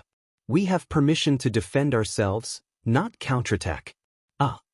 Tsu cried out as Toga slashed her tongue. Tsu! Uraraka yelled. Toga stopped for a moment. Tsu? That's so cute. I think I'll call you that too. Tsu backed away in fear. Only my friends call me that. Toga laughed as she pinned Tsu against a tree with a needle. I guess that means we're friends then. You're so cute when you bleed. Get away from her. Uraraka yelled. Toga turned and came at her with the knife, but Uraraka used her gunhead martial arts and pinned her to the ground. That was amazing, Achicho. Achicho? You're cute too. Toga stabbed her in the leg and let her machine pull the blood out. Uraraka. Aizawa called out her name as he ran into the clearing and activated his quirk. Aizawa-sensei. Tsu cried in relief. You have to help her. Toga jumped away from Uraraka and ran off into the forest. I don't feel like being killed tonight, she giggled. Toodles. Uraraka. Aizawa knelt beside her on the ground. You're hurt. She shook her head. It's not bad. Good, he nodded, then stood. Make your way back to camp. I've cleared the forest between here and there, so you should be fine if you hurry. Uraraka nodded and the girls were about to leave when they heard rustling in the trees. All three tensed and prepared to fight, but instead of a villain, it was Bakugo who entered the clearing. He was carrying another student on his back and looked halfway between exploding and crying. "Bakugo," Aizawa said, "you were paired with Todoroki for the exercise. Where is he?" Bakugo shook his head. "They took him. Those DMNBS stole Icy Hot." Aizawa's stomach dropped. This was bad. In terms of worst possible scenarios, a kidnapped student was pretty high on the list. "Did you see where they took him?" Bakugo just shook his head again. It was some a-hole in a yellow coat. He collapsed Icy Hot into a FNG marble and took off through the treetops. "I tried to follow them, but..." He grimaced. "I overused my quirk fighting the one who was trying to kill us, and the BSU was too fast for me to follow on foot." All of a sudden he screamed and kicked at the base of a tree. "I just feel so helpless." Aizawa put a hand on his shoulder. "Bakugo, you and the girls get this student back to safety. There's not much else you can do out here anyway if you're suffering from quirk exhaustion. I'll find Todoroki." Bakugo looked like he wanted to argue, but instead he just scoffed. "Fine." They were headed east when I lost track of them. Aizawa nodded and ran east. It was a long shot, but if there was any possibility Todoroki was still here, he had to try and save him. Now we just gotta wait for the others to regroup here. This place was supposed to be hard to find because of the wall of flames and poisonous gas, Dabi sighed, but it looks like the gas is gone. Aizawa hid in the trees, following the flame villain from earlier and a guy named Twice who kept arguing with himself. At one point he'd seen Aoyama cowering behind some bushes, but Aizawa had just put a finger to his lips and gestured for him to leave. Aizawa wanted nothing more than to take both villains down right now, but he held himself back. Bakugo had said the one who stole Todoroki had a yellow coat, and the forest was large enough that Aizawa would never be able to find him on his own. His only hope was to follow Dabi and Twice to the meet-up point and retake Todoroki from the villain who had him. Dabi and Twice stopped walking as Toga emerged from the trees. "Hey crazy, did you get the blood? How many different kinds?" Dabi asked. "One person." "Just one." Twice whined. "Good job. Weren't you supposed to get 3? That's just the way it went down. I thought those brats were gonna kill me and then a pro showed up." "Whatever, it's fine." Twice said. "Shouldn't you be full of shame? Both of you shut up." Dabi ordered. "You're too loud." "Welcome, Mr. Compress. You get the kid." Aizawa moved the moment a yellow-coated figure jumped down from the trees, tripping him with the capture weapon and activating his quirk. A ripping sound filled the clearing and suddenly Mr. Compress's coat was in tatters and Todoroki was kneeling on the ground looking disoriented. "Todoroki!" Aizawa ran toward him and saw his eyes widen before a massive wall of blue flame blocked his field of vision. "It's been 5 minutes since the signal," a voice declared. "Let's go." Aizawa activated his quirk and tried to see anyone, but the flames were too bright and Dabi made sure to stay hidden behind them so Aizawa couldn't see him. When the flames finally disappeared, Aizawa readied his capture weapon for the fight and looked around for the villains. But all he saw was an empty forest. Shudo woke up dazed and disoriented. By the time he was aware enough to look around the room, he'd been tied to a chair with quirk-suppressant cuffs. A man with painful-looking scars sat in a chair across from him, but from what Shudo could see, they were the only two in the room. "Hey Shudo," the man said softly, "it's good to see you." Shudo frowned slightly. He didn't understand why a villain, even one who just kidnapped him, was happy to see him. "Who are you?" The man smiled slightly. "I go by Dabi, but I think you can guess that's not my real name." He leaned forward. "We actually knew each other once, back before I got these scars." "Am I just supposed to know who you are?" Dabi shrugged. "It's not like you knew a whole lot of people back then. That flaming BS-30 kept you isolated so no one could distract you from your training." That made Shudo pause. He'd never heard anyone else talk about Endeavor that way, with the same intense hatred he himself felt. Against his better judgment, he found himself actually liking the villain that had kidnapped him. But how did he know about Shudo's isolation? "My hair was red then, too, kinda like yours." Dabi continued, producing a brilliant blue flame and watching it flicker with brilliant teal eyes. Shudo racked his brain, trying to think of who this guy could be. Red hair, like his left side that strong flame quirk, like his left side that teal eyes. Shudo's eyes widened. Tuya? The man smiled. Hey there, little brother. Aizawa rested his head in his hands as he sat in the interrogation room waiting for Tsukachi. Dozens of students hurt by the gas or the other villains, another in critical condition from a classmate's rampaging quirk, an abducted pro-hero, a kidnapped student, and a dead child. The three measly villains they'd managed to capture were nothing in comparison to the unmitigated horror that the training camp had been. Aizawa looked up when he heard the door open. Tsukachi looked at him sympathetically and set a cup of coffee down in front of him. How are you holding up? I couldn't save him, Aizawa said. I knew they'd taken him and I got so close, but at the last minute, I was too weak. He looked at the detective. What kind of a teacher lets his student be kidnapped? Tsukachi sighed. We're dealing with elite villains the likes of which we haven't seen since before All Might's debut. The blame for this incident is theirs and theirs alone. This was the same group that managed to kill the symbol of peace, so don't blame yourself that you couldn't take them all out. That being said, we do need your statement of the incident. Maybe it can help us find Todoroki in time. Do you know why he was taken? Aizawa asked. Tsukachi shook his head. We were hoping you knew. The best we can come up with is that he was probably abducted to use as leverage against Endeavor. These villains are targeting Hero Society itself, so it'd be in line with their goals. Aizawa nodded. The first I knew of the attack was when Mandalay sent out the message. I left Vlad King with the other students and left to go fight. As soon as I left the main building, I was confronted by a flame user who implied that they were after the students. I tried to interrogate him, but he dissolved into goo before I could get any information out of him. Goo? Tsukachi questioned. I thought you said he had a fire quirk? He did, Aizawa sighed. I think the goo was some kind of cloning quirk belonging to another villain. Tsukachi nodded. What happened next? I took out Muscular as he tried to chase one of my students. I then went into the forest, sending any students. I came across back to camp. I had just saved Uraraka and Azui when Bakugo found me and told me Todoroki had been kidnapped by a villain in a yellow coat that compressed him into a marble. I searched and found the flame villain I'd fought earlier talking to someone else. I followed them until I saw the villain that had taken Todoroki, then cancelled his quirk, which temporarily freed Todoroki. He grit his teeth, then everything went to shit. The fire user used his flames to block my field of vision.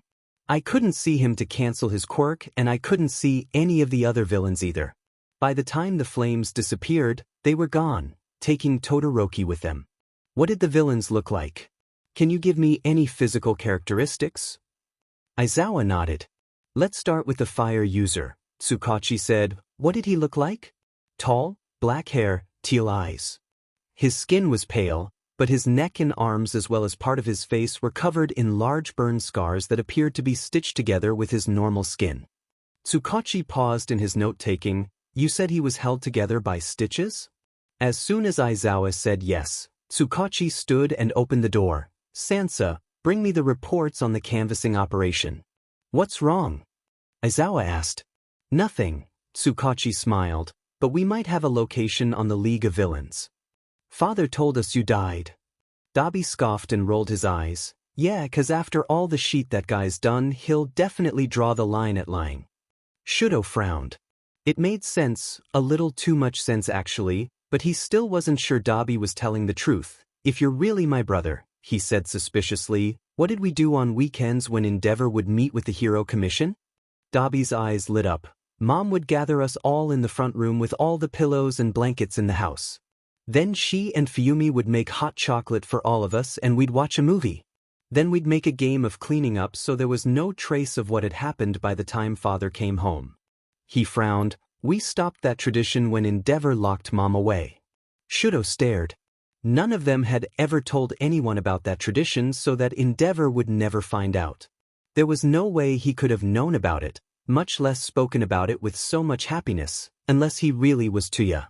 I also remember that Mom would ice your bruises and burns after Endeavor's training, he spit out bitterly. After she was gone, Fuyumi took over that job. Dabi met Shudo's eyes. They did the same thing for me when I was subjected to the BSDRD's training before you got your quirk. You went through it too? Shudo breathed out. Dobby nodded. It was hell. He'd make me work past my body's limits, producing fire for hours even though it hurt. He'd kick me when I was down, then blame me for being weak when I couldn't stand up again. He'd constantly remind me that I wasn't good enough, even though I was the best. Shot he had at beating all might at the time. He scowled. And when you finally got your quirk, he tossed me aside as just another failure, forgetting all the abuse he'd put me through in favor of abusing you. I'm sorry, Shudo said. I'm sorry he forgot about you. Dobby shrugged. It wasn't your fault. I'm sorry you got the perfect quirk and had to go through that hell disguised as training longer than I ever did. He chuckled. Even back when I was living at home, I'd fantasize about what I'd do the best if I ever got the chance. How I'd kill him when I got strong enough, even as he was pounding me into the floor. I hated him even then. He looked at Shudo. You hate him too, don't you? Shudo swallowed, but nodded. Absently, he knew that as Endeavor's masterpiece, he shouldn't be bonding with a villain, but Dobby was his brother who understood. His brother who had the same burning hatred as he did for their father. Even Natsuo and Fuyumi couldn't understand, not in the same way. That's why you don't use your fire, isn't it? Dobby asked. Because you hate him. Shudo nodded. It's his quirk. I don't need his power, just like I don't need him. Dobby shook his head. There's a better option here. Shudo tilted his head in a silent question and Dobby continued. Endeavor gave you that fire so you'd become a hero. So what if you were to use that fire for something that dear old dad would hate? Shudo started, remembering Midoriya's words back at the sports festival. You could always use it to do things your father would hate. How would you like to use your fire to show dad how wrong he was? How would you like to use it to show him how much you hate him? Shudo thought for a minute. He was supposed to be a hero, that was what he'd been raised to do, but the idea of showing his father how much he'd hurt him was tempting. Father was the one that was always pushing Shudo to become a hero, but had he ever really wanted that? Maybe he had once, back when he was a little kid, back before his mother had been forced away from him, but that small desire had been burned and kicked out of Shudo by a decade of abuse. The only reason he was even at UA was because of what his father wanted. But what did Shudo want? He clenched his fists as the hate burning in his heart grew even hotter. He wanted to show the world what kind of a person Endeavor really was and hurt him like he'd hurt Shudo. He wanted to hurt everyone who thought that heroes were perfect and would always save the day. He wanted to prove to them that heroes weren't gods. He wanted to hurt all the heroes who must have known what was going on, but who never once came to save him. He looked at his brother with fire in his eyes. So, Shudo, Dobby asked, how would you like to be a villain?